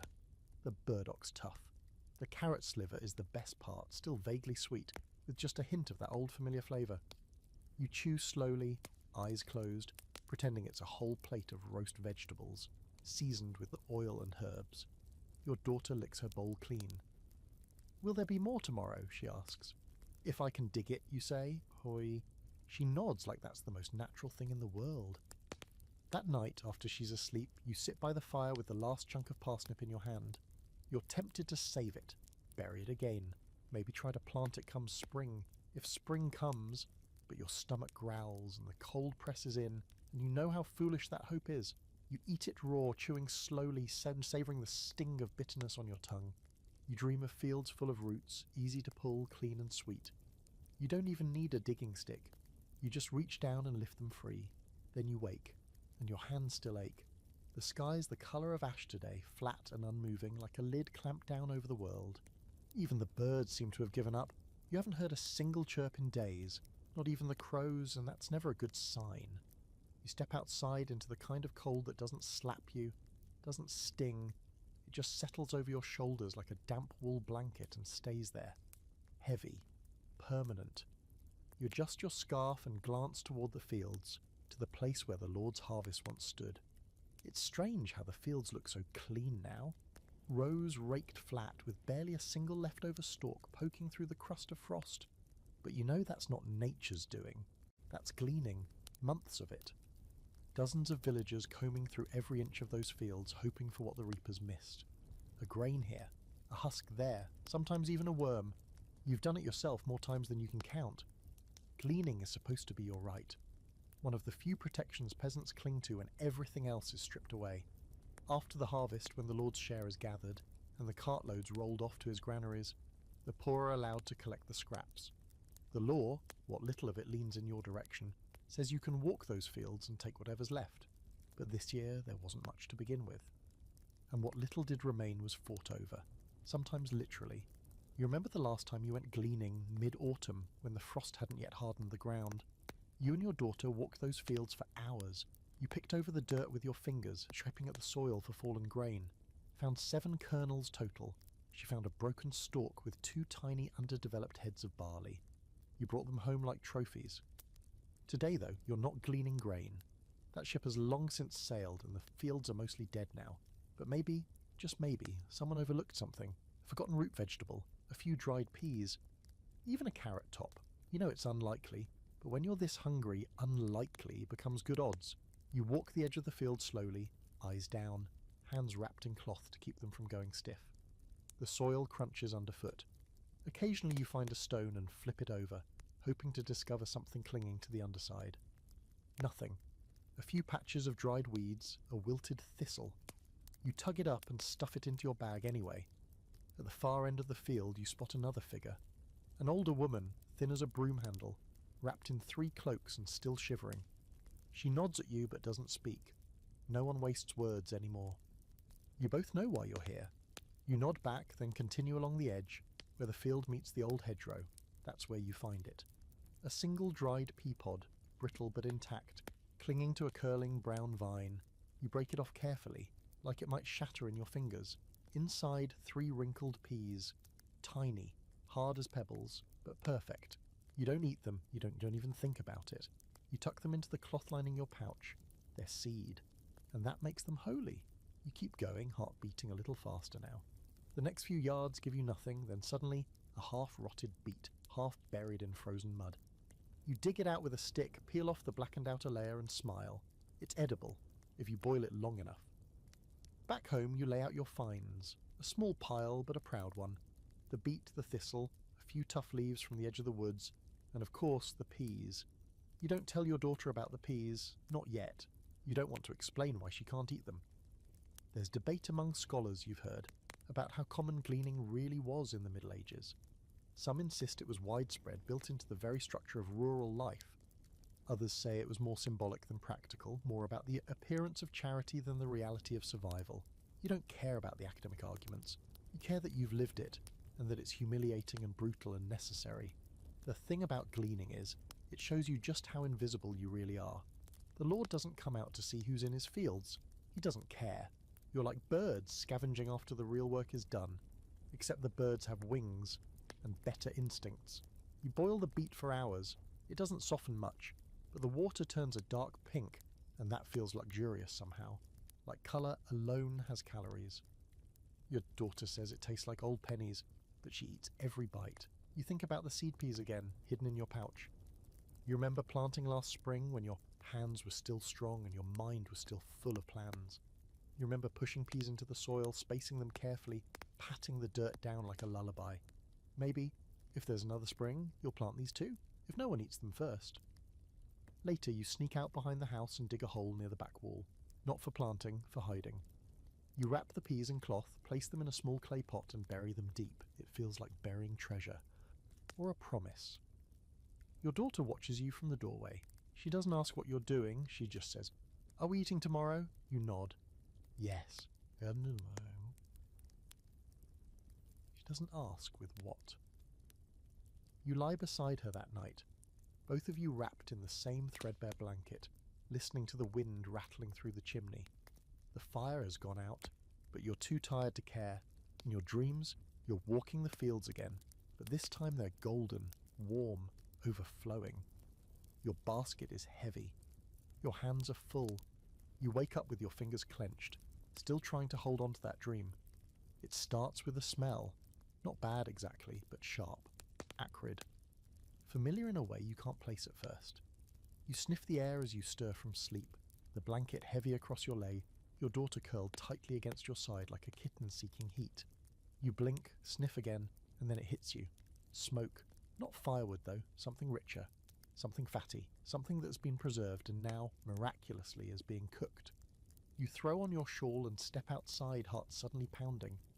A few other villagers are doing the same, coming out of their huts, thin shapes wrapped in layers, noses lifted toward the sky like hounds catching a scent. The trail leads you down the lane, past the old cooper's workshop toward the baker's ruined hut. The place burned down years ago and has been empty ever since. Except now there's smoke rising from the chimney. You peer through the cracked window and see her, Marta. She's bent over a fire, turning something on a spit. It's small, round, and dripping fat into a shallow pan. You can't tell what it is exactly, but you know what it means. She's found meat. Or something close. She glances up and sees you. Her eyes narrow, just a flicker. And then she looks away. She doesn't invite you in. No one does anymore. By midday the smell is gone. Either the meat is gone too, or she's taken it off the fire. People whisper. Some say it was rat. Others say pigeon. One man swears it was a hedgehog roasted with thistle and salt. You wonder if that last part, the salt, is wishful thinking. The truth is, when real food shows up now, it causes tension. Not joy, not celebration, suspicion. The question is always the same. Where did you get it? And what did it cost? Preservation used to be a simple thing, a task done before winter with pride and purpose. You smoked meat over alderwood, salted fish in barrels, pickled roots in brine. It was as much ritual as necessity, passing down knowledge from hand to hand. But now, preserving has become desperation's art. You've smoked things you'd never have touched before. Dried things you weren't sure were safe. And salt. Salt might as well be gold. You remember the last time you saw real salt? A fist-sized lump traded between 3 families like a relic. You were offered a sniff in exchange for half a loaf of acorn bread. You took it and made your mouth water in a way that hurt. Today you're attempting your own version of preserved food. Not meat, those days are long gone, but something almost as precious, mushrooms. You found a few under a fallen log yesterday, firm, dry, not slimy. You didn't eat them immediately because you weren't entirely sure they wouldn't kill you, but after checking their smell, their gills, their colour, and asking the old man who once served as village forager, you feel safe enough. You slice them thin and thread them on a bit of twine, hanging them above the fire to dry. It's a gamble. They might mould, they might shrivel to dust. But if they last, they'll be worth their weight in lard come next week. There's a lot of debate, both in your village and among the dusty scholars far from here, about whether peasants in famine years had the skill to preserve food properly. Some say you lacked the tools, the time, the knowledge. Others believe you had a whole language of preservation that simply never made it into the official records. You know which camp you fall into. You've seen Marta salt a fish so thoroughly it could survive until Pentecost. You've seen children string apples to dry like garlands, watched widows bury root vegetables in ash-lined pits to keep the frost off. Survival teaches you what books never will. But preservation isn't just about technique, it's about having something to preserve in the first place. That's the real challenge. You can't smoke thin air, you can't dry a dream. You glance over at your storage nook. If it could laugh, it would. 3 shriveled apples, a twist of dried beet peel, and a hard crust of barley bread that might outlast civilization. Not exactly a winter's supply. Still, you work. You slice the mushrooms, string them carefully. You gather dry grass for the fire, trying to control the smoke. You even rub a bit of salt you scrounge from the bottom of a forgotten jar onto the slices. Just a pinch, just enough to pretend. As they hang, your daughter watches, quiet and curious. Will we eat them tomorrow? Not yet, you say. Later, when we really need them. She nods. She's learning the rhythm now. Eat today, save for worse. Always expect worse. Later that day you try another trick, cold smoking. You build a little box from scraps of wood, poke holes in it and hang the last bit of dried turnip inside while feeding a smouldering bundle of herbs underneath. It smells like old shoes and sour hay, but the turnip doesn't rot. You count that as success. Food, when it's preserved, feels like time itself, like something you've captured and stored away, a moment you can reach into later and say, "We made it to this day," is the closest thing you have to control. But preservation can also lie to you. A piece of meat might look safe, smell fine, taste okay, and then twist your guts until you're begging for death. You've seen it. Twice now. A boy who ate spoiled eel, a woman who bit into bad cheese. Their suffering lasted hours, the funerals minutes. That night you check the mushroom slices. They're drier, curling a little. You flip them, adjust the twine. It feels good to do something with your hands again. Something that isn't just reacting to misery. Something that looks forward.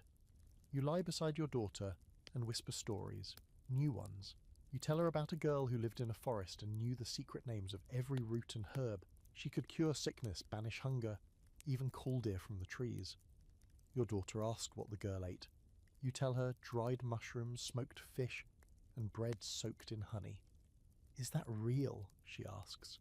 You say, "It was, once." She believes you, and for a moment so do you. The market is barely recognizable now.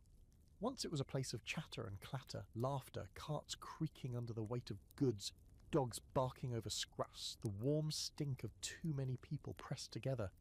It was noisy, loud with life. Not joyful exactly. It was still a peasant's market, but alive. Now it's a ghost of itself.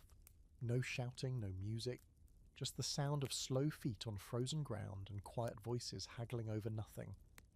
You arrive early before the light has fully settled over the frost-covered rooftops. Your breath clouds in front of your face as you step through what used to be the main square. Stalls still stand, wooden frames stripped of canvas covers, leaning like crooked teeth. One is empty but for a single cracked pot. Another has a pile of withered roots laid out on a threadbare cloth, guarded by a woman whose eyes dare you to ask the price. You've come with a pouch of trade, if it can even be called that. A bit of dried mushroom, the last of the ash-preserved beet, a handful of rabbit fur scraps. You kept those fur pieces from an old trade and have tried to pass them off as usable for patching. Truthfully, they're barely more than fluff. But in a famine year, fluff sometimes buys food. You make a slow circuit. The offerings are meagre. One man sells waterlogged oats by the handful, scooped from a wooden bucket with a cracked ladle. Another has something he insists is dried plum, though it looks suspiciously like a chunk of tree bark soaked in vinegar. You don't ask questions, you know better. Everyone's lying a little now. Everyone's stretching truth like old dough, thin and full of holes. You stop at a stall where a girl, no more than 12, is selling something wrapped in cloth. She opens it when you ask, a small brick of flour. You don't ask what it's made from, probably barley, possibly acorns, maybe bone. The colour is wrong, too pale, almost grey. You offer your mushrooms. She hesitates, then nods. You walk away with the flour in your pocket, your hand cupped around it like a flame. It won't make a loaf, maybe a dumpling, maybe a soup thickener, but it's something. You see a few familiar faces, thinner now, more hollow. One woman you knew well last year, who once traded you cheese in spring, has lost all her teeth. Another man, once the loudest voice on market day, now sits behind an empty stall, head down, hands in his lap like he's forgotten how to sell. As the steward's guards look worse for wear, mud on their boots, skin chapped and bleeding around the knuckles. Hunger makes everyone look like ghosts dressed in old clothes. Then you hear the first shout. At the far end of the square, a group has gathered. Someone's arguing. A man is holding a loaf aloft, dark, dense, raspet in twine. He claims to have grain, real grain, rye, maybe even wheat. People push in too fast, too desperate. Coins fly, one woman throws a pair of shoes, someone else shouts, "Yo, it's fake!" Too late. The loaf's already broken apart, passed hand to hand, split into fragments. You don't move, you just watch. You've seen it before. These bread riots don't usually end in violence, but they always end in disappointment. Either the loaf turns out to be half sawdust, or the seller vanishes with the coin, leaving everyone clutching crumbs and rage. A few minutes later, it's over. The crowd disperses. The man is gone. The loaf was mostly bark and meal. Everyone knew it, but they had to try. You understand. You'd have done the same last week, maybe even yesterday. There's an open scholarly debate about how much medieval markets truly suffered during famine years. Some records suggest they simply thinned, but others describe them collapsing entirely. Empty stalls, no grain, nothing but the trade by word and whisper. You're living through the latter. It's not a market anymore. It's a stage, and the only play left is desperation. As you turn to leave, you notice a small group gathered near the church steps. They are not selling. They're praying. Not loudly, just kneeling, eyes closed, hands open to the sky. You recognize one of them, Thomas, the baker's apprentice. He used to whistle while loading loaves into the oven. Now he looks like he hasn't eaten in days. You nod at him. He doesn't see you. Back home, your daughter waits near the fire. She perks up when she sees the flour. You mix it into a paste with water and a pinch of dried herb. It smells faintly like mint, or mould. You boil it until it thickens into something that pretends to be porridge. She eats her portion in 2 bites. You take yours slower, stretching it out, letting the warm go all the way down. That night she asks why you go to the market when there's nothing to buy. You tell her. Sometimes you go just to remember you're not the only one. She's quiet after that. You lie awake long after she's asleep thinking about the bread riot. About the man holding that loaf like it was a holy relic. About the girl who traded you flour. About the monk on the church steps who said, "God will provide," and gave out nothing. You dream of a real market, baskets overflowing with eggs, fruit piled high, cheese wheels cut open like treasure chests. You're walking through it, but no one sees you. You try to speak, but you have no mouth. You wake to silence. The kind of silence that's not peace, but the absence of anything else. You stir the fire back to life, feed it a few precious sticks. You look at the flour pouch again. It's empty. Tomorrow maybe the market will be better. Or maybe it won't. You'll go anyway. The church bell rings at dawn. One slow, dragging note that echoes through the frozen streets like a warning. It's not Sunday. It's not a funeral. This time it means something else. Alms. You sit up immediately, brushing sleep from your face and feeling every ache along your spine. Your daughter stirs beside you, her small body cold to the touch. She hears the bell too and doesn't ask questions, just starts getting dressed, movement sluggish but steady. You both know the drill by now. Outside, the village is already gathering. Word must have spread last night. The steward has allowed the abbey to open its kitchens this morning, likely under pressure from the Lord, or maybe out of some lingering guilt passed off as mercy. It doesn't matter. Charity is charity, no matter how bitter the aftertaste. When you arrive at the gates of the churchyard, there are dozens ahead of you, all wrapped in shawls and rags, each clutching an empty bowl like a relic. You fall into line silently. The air smells of smoke and boiled broth. That alone is enough to make your mouth water. It's been 3 days since either of you had anything more than bark-thickened gruel. The idea of something warm, something made in a real kitchen, is enough to draw people from their beds despite the frost on the ground and the heavy clouds rolling low across the sky. The monks move slowly, ladling thin soup into each bowl, murmuring blessings that sound half-hearted at best. The broth is pale, barely more than hot water, dotted with what looks like oats and floating scraps of leaf. Cabbage, maybe, or beet tops. A few lucky ones get a small hunk of coarse bread, hard as stone but soaked soft in the soup. It's not much, but in this world, It's something close to a feast. When your turn comes, you bow your head out of habit, though the monk doesn't meet your eye. He fills your bowl without a word. You step aside quickly so the next person can move up, then you crouch with your daughter in the corner of the yard, under the crumbling statue of some forgotten saint. The stone's face is weathered smooth, but the folds of the robe remain. Your daughter eats fast, head bent low, both hands around the bowl. You do the same. The soup is thin. It tastes like smoke and a memory of onion. But it's hot, and it stays down, and for a few minutes your body believes in warmth again. The bread, if you can call it that, has the texture of boiled bark and the flavour of sawdust, but it softens in the soup, and you chew every bite until your jaw aches. You glance around the yard. No one speaks. Everyone eats like they're afraid the food might vanish if they look up. A young boy in the far corner licks his bowl clean, then clutches it to his chest like he might use it again, just in case. An old man drops to his knees while eating, maybe out of piety, maybe out of sheer exhaustion. No one moves to help him. There's nothing left to spare. Charity during famine is a strange thing. It's not kindness, it's rationed pity. The monks don't serve with compassion, they serve with discipline. There's no eye contact, no extra ladle, no warmth in their voices. They do what the Lord expects. No more, no less. Historically, monastic kitchens played a significant role in feeding the poor during times of famine, especially in places where the local lord refused to distribute grain. Some were generous, offering alms, bread, even medical care. Others gave just enough to stave off public disorder. Most walked the line between divine obligation and practical self-preservation. You're never sure which side your local abbey falls on. There's an ongoing debate among scholars about whether medieval charity was a system of salvation or a tool of control. Did the church give because it believed in mercy, or because hungry peasants were more likely to riot? You have your own opinion. You've seen the look in the monk's eyes. This isn't about love. This is about keeping the peace. After the meal, you return your bowl to the stack by the church wall. A nun gestures toward a crate of small loaves. They're passing them out to families with children. You step forward, and after a pause, she hands you one. It's warm, still warm. Your daughter's eyes go wide. You tuck it under your arm and head home fast before someone changes their mind.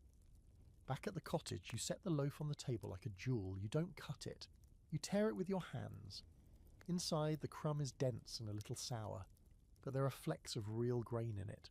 You eat half and save the rest for evening. It's the best thing you've tasted in weeks. Later that day, you return to the church, not for more food, but for news.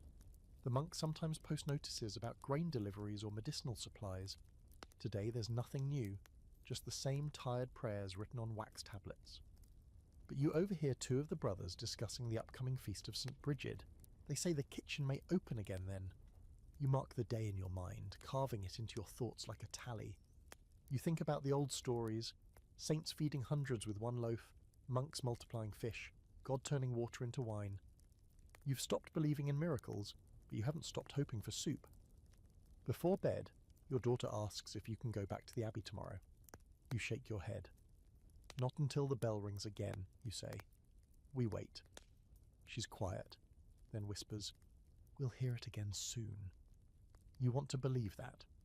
That night, you tuck the remaining piece of bread into a cloth and hide it beneath your blanket just in case rats or neighbours come sniffing.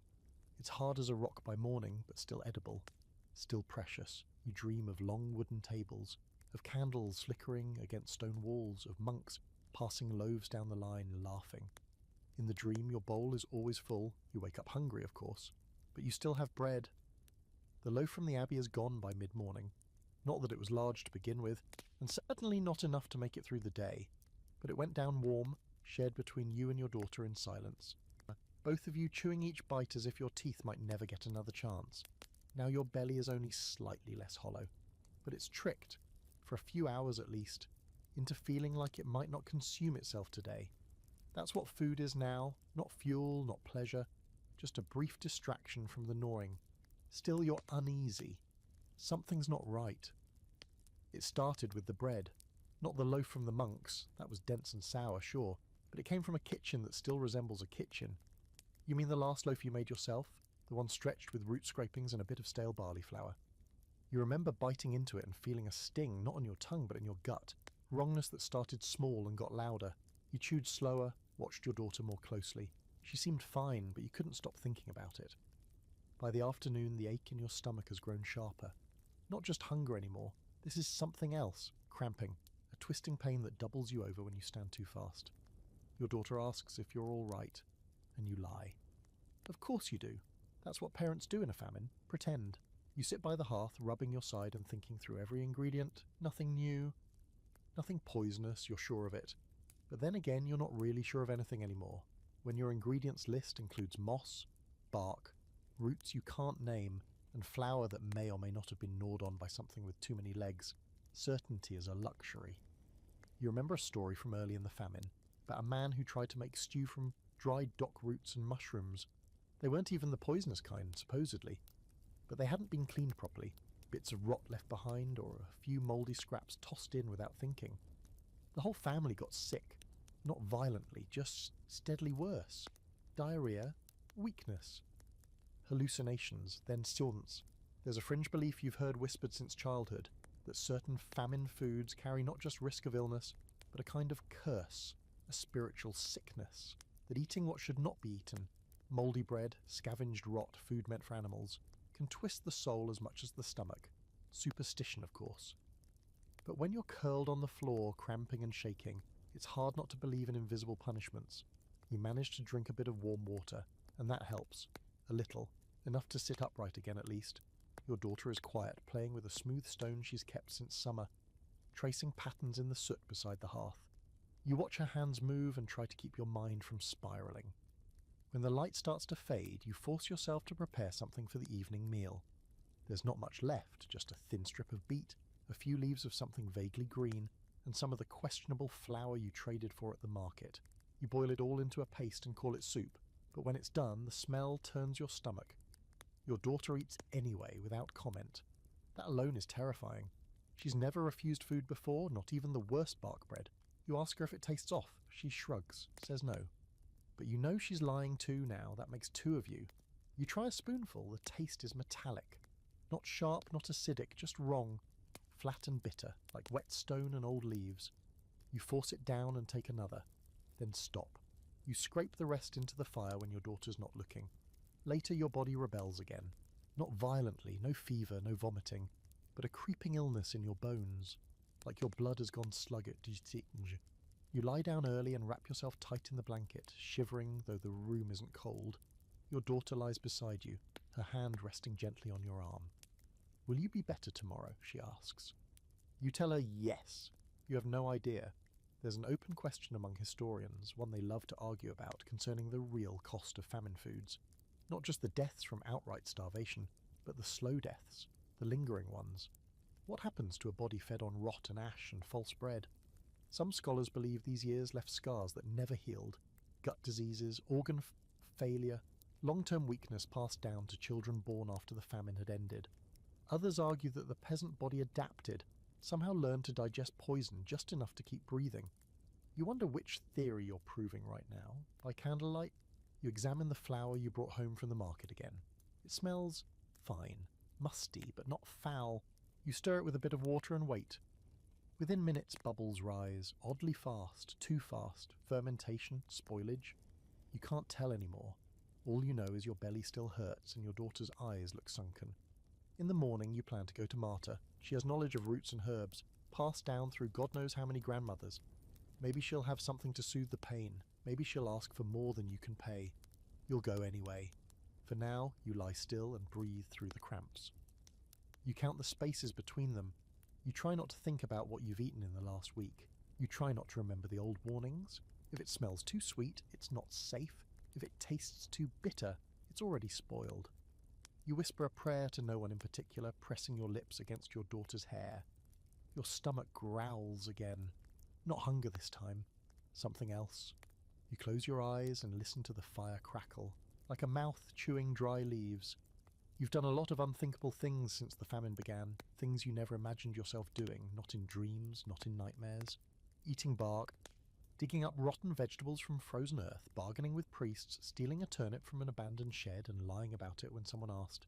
But the hardest part, the thing that still doesn't sit right in your chest even now, is choosing who eats first. You wake up weak, throat dry, limbs sore. Your stomach hasn't stopped aching, though the sharpness from yesterday has dulled into something low and constant, like a bell that never quite stops ringing. Your daughter sleeps next to you, curled like a comma, her breath shallow and steady. You watch her ribs rise and fall, and you wonder, quietly, without letting the thought take full shape, how much longer she can last like this. The hunger is crueler with children. They fade differently.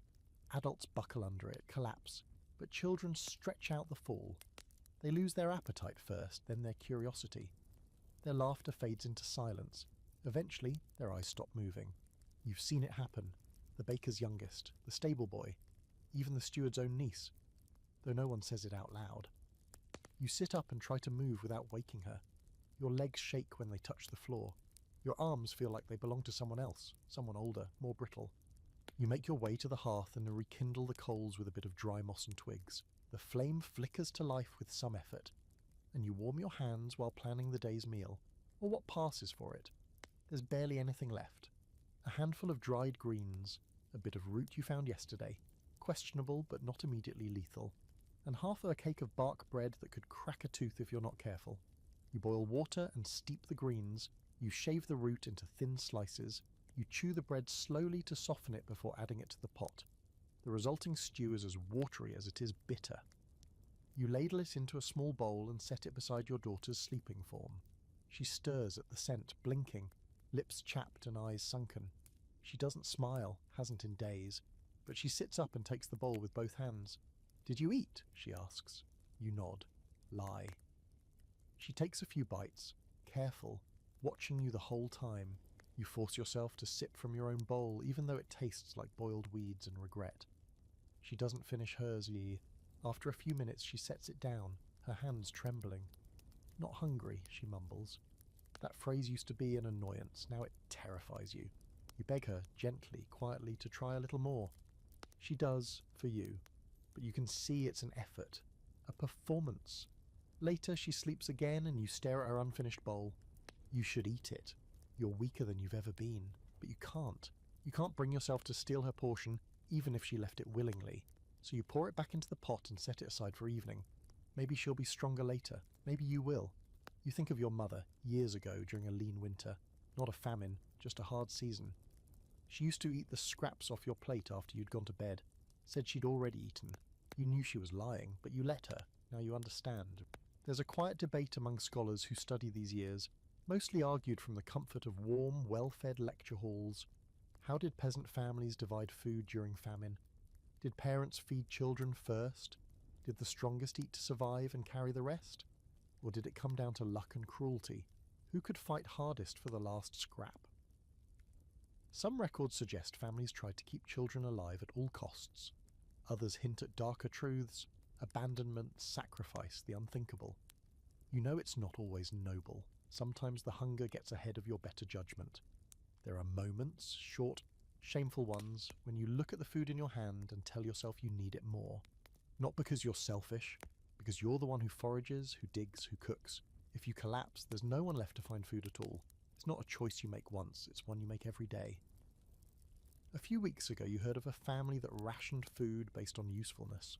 The grandfather went first, he was the only one who knew how to trap birds. Then the older daughter, who could still walk to the woods. The baby went last. Not because they didn't love her, because she couldn't do anything to help. You remember the look on the mother's face when she told the story, like she was confessing to a crime no one could punish her for. You haven't had to make that kind of decision yet, but the line is getting closer, every day. That afternoon you find a bit of relief. Marta brings by a small parcel wrapped in cloth. Inside are 2 soft apples, a handful of dried beans, and miraculously a pinch of salt. She says nothing, just hands it over and leaves. You don't ask why. Maybe she had more than she needed. Maybe she saw the way your daughter was looking at the ground yesterday, like it might open and swallow her whole. You boil the beans slowly, carefully. You save the apples for last. When they're soft, you mash them into a paste and mix in a bit of salt. It smells like autumn, like something your daughter might remember as food. When you offer it to her that evening, her eyes light up just a little. She eats more than she did that morning, enough to make you exhale for the first time in hours. You eat too, quietly, quickly, the rest of the beans. You don't touch the second apple. That's for tomorrow. As the fire dies down, your daughter whispers, "You first next time." You nod, lie. That night you dream of an endless table with a single bowl in the centre. You and your daughter sit across from each other, both pushing the bowl toward the other. You wake with your stomach still empty, but not your hands, not yet. You don't notice the singing at first. It's faint, so faint you think it might be the wind or the creaking of old wood under frost. But then it drifts again, softer than breath, winding its way through the morning mist. You pause, your hands wrist deep in a bowl of cold water, and you listen. Yes, there it is. A voice, then another, thin, unsteady, but undeniably human. You step outside, the air is zolbulbul smoke curls from only 2 chimneys in the village today, the rest are dark, silent. The snow hasn't fallen yet, but the sky looks ready, a heavy grey that makes even the crows stop squawking. You follow the sound slowly, cautiously. You don't want to interrupt, you don't want to be seen, you just want to know where it's coming from. It leads you to the edge of the chapel, not the front, where the monks hand out soup when the bell rings, but around the side, near the crumbled cloister wall where the moss grows thick even in winter. A group has gathered, mostly women, mostly old. Kneeling in the cold, their hands clasped tight, eyes closed. Some have rosary beads, others just bits of twine. One has a small wooden cross, carved from what looks like a table leg. They're singing in Latin, or something close to it. The words are slurred, misshapen from hungry mouths and cracked lips, but the melody holds. It's a lullaby, a funeral, a prayer, maybe all 3. You watch, half hidden behind a tree, not sure why you feel so out of place. You've prayed before, of course. Everyone has. It's built into you, like hunger. But this is something else. Not desperate pleading, not bargaining, something deeper. A ritual as old as frost. When one of the women notices you, she gestures gently, inviting you to join. You hesitate. Then you kneel beside them, folding your hands together, though you can't feel your fingertips. You don't know the words, but you hum the tune. You don't know the point, but you follow their rhythm. Afterward, no one speaks. They just stand slowly, brushing snow from their cloaks. The oldest woman presses something into your palm before turning away, a small pouch, rough cloth tied with string. You nod your thanks. She says nothing, only pats your arm. When you open it later, back home, you find dried chamomile and a few strands of what looks like licorice root, enough to brew a single weak tea. It tastes like warmth, even though it barely has any. Your daughter drinks half the cup and sighs. There was singing, she says. You nod. I heard it too. They were praying. Yes. For food, you pause. Maybe for peace. She looks confused. Peace doesn't fill your belly. No, you say, but it helps while you wait. That night she asks for a story. Not a new one, but an old one. Something you told her before all this began. You pick one without thinking. The tale of the little goat that tricked the wolves by singing a lullaby so sweet. The wolves forgot they were hungry. She listens with her eyes closed, breathing slow and shallow. When it ends, she asks if the goat survived. Of course, you lie. She became a queen. She smiles barely. The truth is, song has returned to the village in small, strange ways. You hear it more now, these last few weeks. Humming while waiting in line. Whispers of old ballads over empty pots. Rhymes spoken to children who don't know what they mean anymore. A man passed you yesterday, muttering a poem to himself. A harvest chant from years ago. His eyes were glassy, his mouth dry, but the rhythm of the words still lived in his throat. There's a debate, because of course there is, about how people use superstition and ritual to cope with famine. Some scholars say it was a way to control the uncontrollable. Others believe it was a form of resistance. A way of saying we're still here, even when everything else is gone. You don't care which theory wins. All you know is that when your daughter sings to herself in her sleep, the hunger feels a little quieter. Later that week, the snow finally falls, not heavy, just a dusting, like powdered ash across the roofs and fields. Everything goes silent, even the wind. You walk through it with care, your footprints the only ones visible. At the church door, a monk hangs a small bundle of dried herbs on the lintel. Sage and bay are twisted with thread. Protection, he says. From what, you ask? From giving up. You don't laugh, you understand. That evening a neighbour knocks. Her hands are raw and bleeding from the cold, but she carries a tattered scrap of paper in her fist. She unfolds it and shows you, words scribbled down from memory. A hymn her mother used to sing. She asks if you'll help her remember the tune. You do your best. Your daughter joins in. The sound is thin, reedy, off-key, but it grows. By the end, all three of you are humming in the dark. There's no food left that night. No broth, no stew, just water and 2 stale crusts, but the sound lingers, even after sleep takes you. A kind of echo in the quiet. Not hunger, not cold, just memory and a voice that refuses to stop speaking.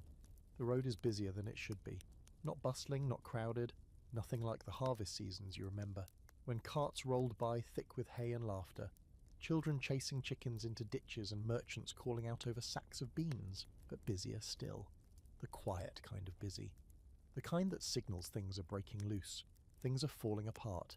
You see them while you're foraging near the tree line, figures moving through the mist along the old road, wrapped in too many layers, bent under bundles and sacks, heads down, feet dragging. Not villagers. You don't recognize their shapes. And these days, you know every face in your village, even the ones you wish you didn't. These are travellers. Refugees, really. Though no one uses that word out loud, they don't stop. They don't ask for directions or food or shelter. They just keep walking slow and steady, like ghosts that haven't decided where they're going yet. A man pushing a barrow filled with rags and pots. A woman carrying a limp bundle that might be a child, or maybe just everything she owns. One boy trudging behind the group, barefoot in the frost, and his eyes fixed on nothing. You don't call out, you don't wave, you just watch. Later you hear them again, camped in the woods past the far hill, their fire barely flickering in the dusk. You see the smoke first, then the faint sound of voices. No singing, no stories, just the crackle of flame and an occasional cough. That night you tell your daughter to sleep close to the hearth. You wedge the door shut with the firewood pile. It's not that you expect danger, not exactly. It's just that fear clings to everything now, and you can't afford to be generous. Not anymore. The next morning the travellers are gone. No trace left behind, but a circle of trampled grass and a burned patch of earth. You check it anyway. Not for them, for what they might have left. A fishbone, a peel, anything. You find a shard of pottery and a rusted spoon. You take the spoon. This isn't new, not really. You've seen travellers on the road before, wandering monks, soldiers returning home, shepherds pushing flocks to distant markets. But now the movement feels different. Heavier. Less like a journey and more like an exodus. There's talk in the village about where they're all coming from. Some say the southern towns are worse off than you are. Others say the river valley flooded again, wiped out the granaries. One man insists he saw carts full of dead being pulled from the next shire over, stacked like cordwood. No priests, no prayers. You try not to listen, but it gets harder each door. Historically, famine didn't just empty bellies. It emptied homes. Whole villages vanished. People fled not just hunger, but disease, war, taxation. There are accounts of hamlets with no one left to bury the dead, of settlements taken over by wandering families who simply moved in and claimed what was abandoned. Some scholars argue that these travelling poor were treated with pity, even kindness. Others point to laws passed specifically to keep them out, bans on vagrancy, on outsiders gathering near markets or wells. Some towns even posted guards at the gates. You wonder which side your village would fall on, if you were the one arriving hungry at the edge of it. The truth is, you're not far from becoming them. If the stew runs out, if the roots dry up, if the monks shut their doors for good, there won't be a choice. You'll have to leave too, join the walking, wrap your daughter in layers and start down the road with a bundle on your back and no destination. Just the vague idea of somewhere else. But not yet. Not today. You make a trade that afternoon with one of the older women on the East End. She's kept to herself since her husband died. But today she offers you a half-full jar of grease and a dried strip of something that might be pork. You give her 3 pieces of bark bread and the last of your dried sage. You cook it over a small fire, just enough to warm the grease and soften the meat. The smell is rich and fills the hut like memory. Your daughter's eyes go wide. You cut it into thin slices and serve it with a broth made from boiled roots. She chews, slowly, reverently. You do the same. It's the closest either of you have come to meet in weeks. After the meal, you sit by the door, watching the road again. More travellers pass. A pair of young men with rope belts and patched cloaks, a boy pulling a sled with a child bundled tight. One stops to drink from the stream. You almost go out. almost offer her a sip of the broth, but you don't. You can't. Your daughter watches from the window. Where are they going? She asks. Anywhere, you say. Away from here. She nods like that makes sense. And it does. Far too much. That evening you sharpen your old knife, not because you expect to use it, but because it makes you feel like you still have teeth. Like you can still say no. Still draw a line somewhere in the snow. Your daughter curls against your side and whispers, "We won't leave, will we?" You pause, then lie. No, never. That night you dream of a road that never ends. A line of people stretching out into the horizon, all walking away from something invisible. You and your daughter are near the front. You don't know where you're headed, only that you can't stop. You wake before dawn, and the spoon you took from their fire is still in your hand. The year they still talk about, even now, even through cracked teeth and broken memory, is the Great Famine. Not the one you're in. Not this long, drawn-out decay. No, the one from over a century ago, when the rains never stopped and the sun forgot its name. You remember hearing about it as a child, sitting on a woven mat in front of the fire, while your grandmother stirred a pot of something thick and grey. There was no bread, she said, no grain, not a crumb. Mothers smothered their own babies to stop the crying. Men ate their boots, and God didn't answer anyone. You thought it was a story then, a horror tale, something to make children finish their lentils. But now you're living in the footnotes of that year, and you've begun to understand that history doesn't need to be loud to be terrifying. It doesn't need bodies in the street or fiery proclamations. Sometimes it just needs silence, empty fields, bare tables, child with eyes too tired for tears. You sit in the chapel yard with a few others, sun barely up, hands folded for warmth more than prayer. Someone has drawn a crude map in the dirt. It marks nearby villages, rumoured food sources, places to avoid. One is circled in ash, Alwyn Hollow, supposedly abandoned, supposedly full of stored grain left behind in haste. Of course, it might also be crawling with soldiers or thieves or rats the size of dogs. But desperation has made even fairy tales worth chasing again. A young man volunteers to go, his sister crays. An older couple offers him dried apples for the journey. You have nothing to give, so you offer a blessing. Words worn down from repetition, but maybe they count for something. On your way home, you pass the steward's house. The windows are shuttered, the smoke rising from the chimney sweet and steady. Rumour says he has stores sealed behind stone walls, a year's worth, maybe more. Some believe he's waiting to sell them at the peak of desperation. Others say he's rationing them for spring planting, like a responsible man should. You don't know which is worse. You sit on your doorstep and watch the sky, clear today. The sun, faint and watery, still manages to cast shadows. You close your eyes and turn your face toward it like a starving thing. There's a strange comfort in knowing that famines like this have happened before. Not because it makes things easier, but because it reminds you you're not alone, not across time anyway. The Great Famine of 1315 to 1317 stretched across Europe like a slow, relentless tide. Crops failed, livestock drowned. Roads turned to sludge. Entire regions starved together. Kings prayed, priests fasted, nothing changed. People ate seed grain meant for spring, then cats, then dogs. There are accounts, true or not, of people digging up graves, of highwaymen who didn't steal but killed outright, just for flesh, of women leaving their babies at church steps, not out of cruelty, but because someone else might have a crumb. And yet the world didn't end. That's the part that haunts you more than anything. It kept turning. People adapted, survived, or didn't. There's still argument among historians about how deep the famine truly went. Some claim the death toll was exaggerated by later writers trying to paint a world ripe for religious upheaval. Others say the numbers were underreported. That villages disappeared entirely, erased not by war or plague, but by simple, ceaseless hunger. The truth probably lies somewhere in the pit between those two extremes, like the last bit of stew scraped from the bottom of a burnt pot, bitter and clinging to the facts only out of spite. You wonder how they talked about it afterward, those who made it through. Did they mention it in passing with a shrug and a half-joke? Did they teach their children to never trust a warm spring or a kind priest? Did they forget, the way people forget things that hurt too much to hold?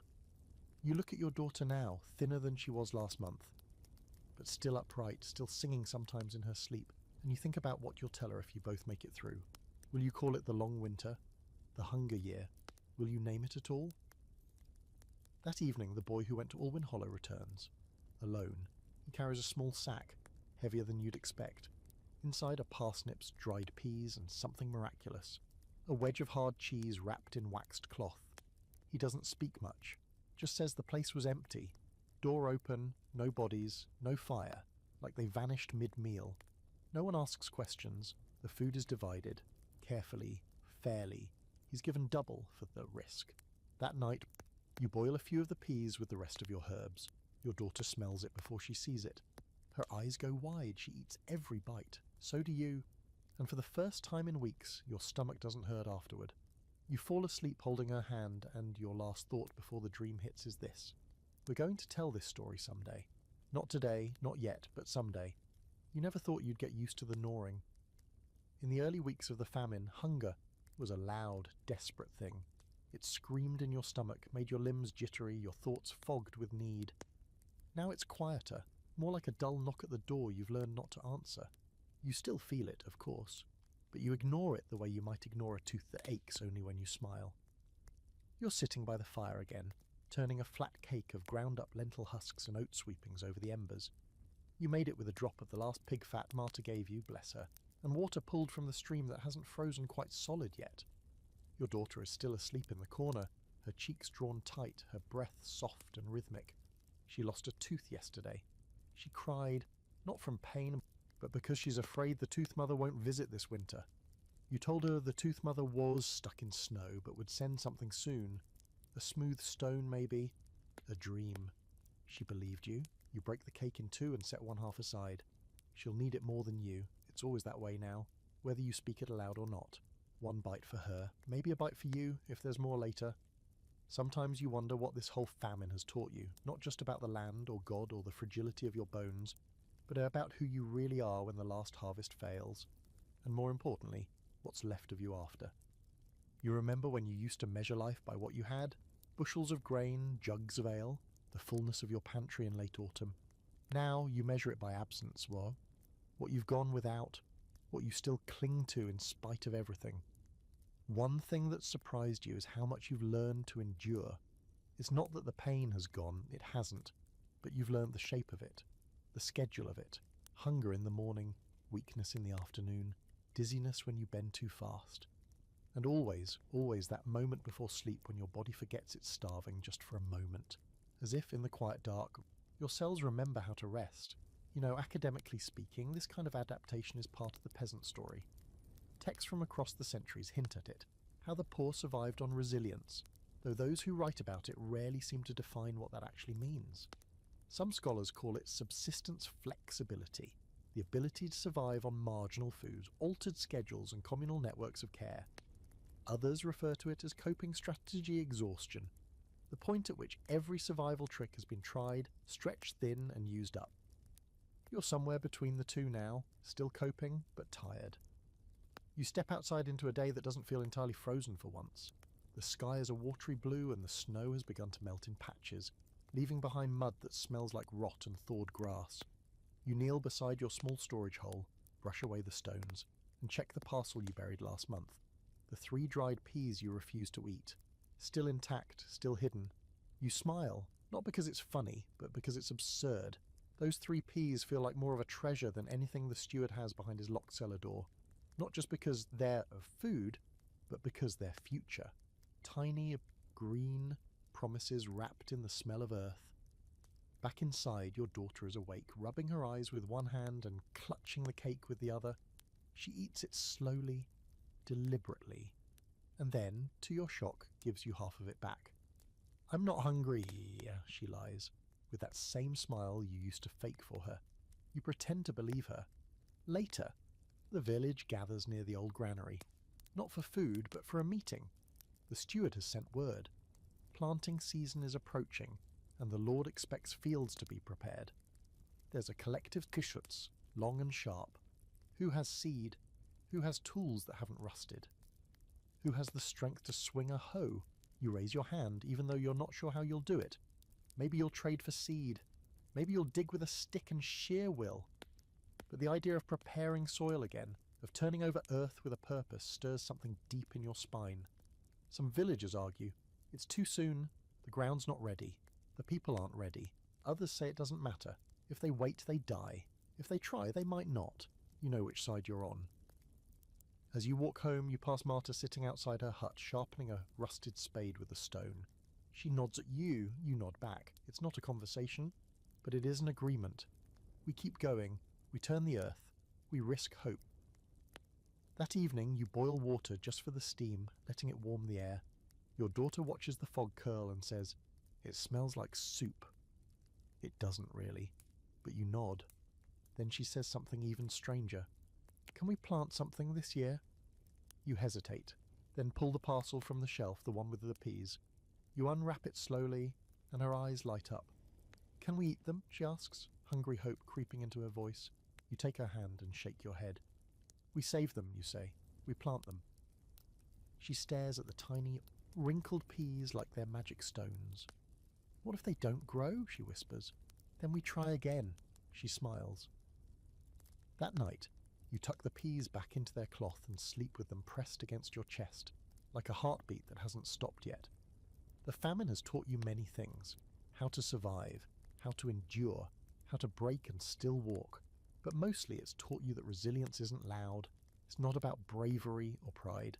It's about doing the next thing anyway. Even if the next thing is planting a single seed in soil, you're not sure we'll remember what to do with it. It happens quietly, no parade, no grand announcement. Just a breeze warmer than it should be, brushing across your face as you step outside at dawn. It smells faintly of wet grass and something sweeter, something you haven't smelled in months, the scent of earth waking up. You pause in the doorway, still wrapped in your patched wool cloak, still wary. You don't trust it, not yet. The sky's a soft grey instead of its usual iron sheet, and the frost that usually clings to every surface like a curse is gone. In its place, mud, slick, dark and ugly. But it's not frozen. That alone is enough to make your heart skip. You walk to the edge of the field, where the ground's been broken by hundreds of footsteps through winter, and you bend down, you touch it. The soil gives under your fingers, not much, but enough. By midday, the word has spread. The thaw is real. It doesn't mean the famine's over, not even close, but it means the rules are changing again. The ground isn't an enemy anymore. It's listening. The village responds in its usual slow limping fashion. No bells ring, no orders are shouted, but quietly, one by one, people begin to turn the earth. With shovels dulled by time, with sticks, with hands, the frozen crust cracks like old bread. Underneath there is damp black life. You dig a narrow row near the side of your hut. Not wide, just enough for what you have.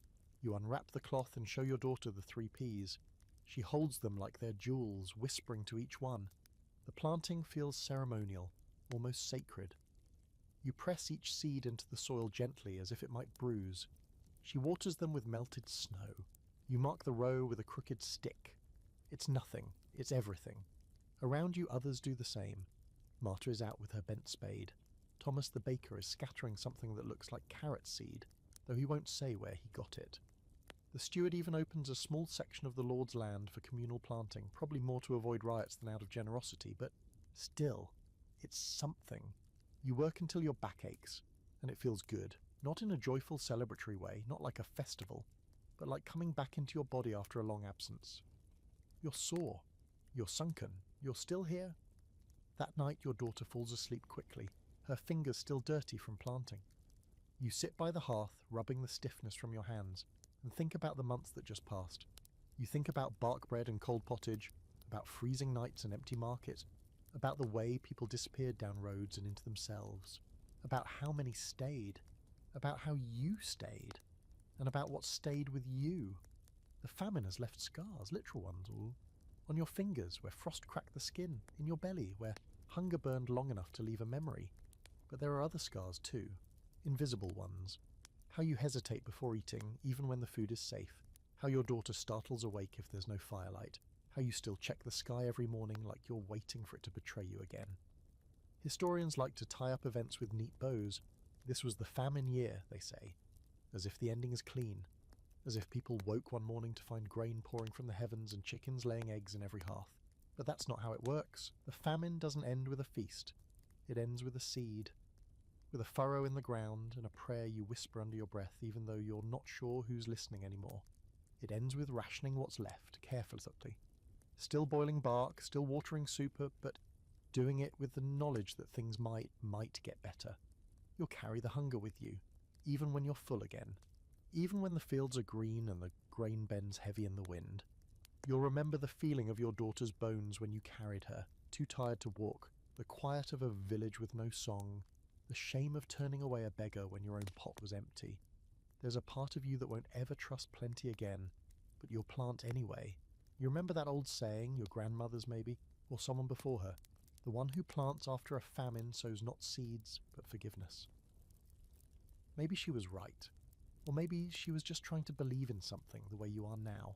Because hope isn't soft, it isn't warm, it's not a feeling, it's a decision. You decide to dig into it. You decide to feed your child before yourself. You decide to save 3 peas in the dead of winter when everything tells you to eat them. You decide to believe that the dirt will remember how to grow again. And if it doesn't, you'll plant again. You lie down beside your daughter and close your eyes, the scent of damp soil still on your hands. You hear the wind shifting outside, less bitter, more curious. Like it too is wondering what comes next. You don't dream of feasts, you dream of sprouts, just green enough to be possible, just small enough to be real. You made it, not just through one more night, but through the whole storm. Through the long, cold belly of a year that tested everything, your body, your patience, your memory, your hope. You endured.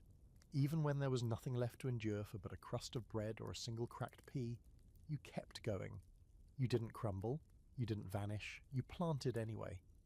As you lie in the dim warmth of your hut, listening to your daughter's soft breath rise and fall, the fire crackling low in the hearth, you realize something strange.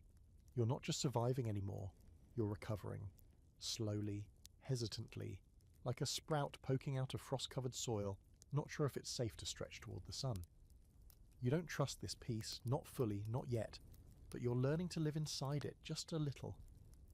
There's still work ahead. There always is. The field needs weeding. The peas need watching. There are rumours of late frosts and bandits and sickness. And not all of the village returned from that year unchanged. Some never returned at all. But the rhythm is back. Waking, working, eating, sleeping. The simplicity feels holy now, where once it might have felt like drudgery. Even the scraping of your spoon in a wooden bowl feels like music.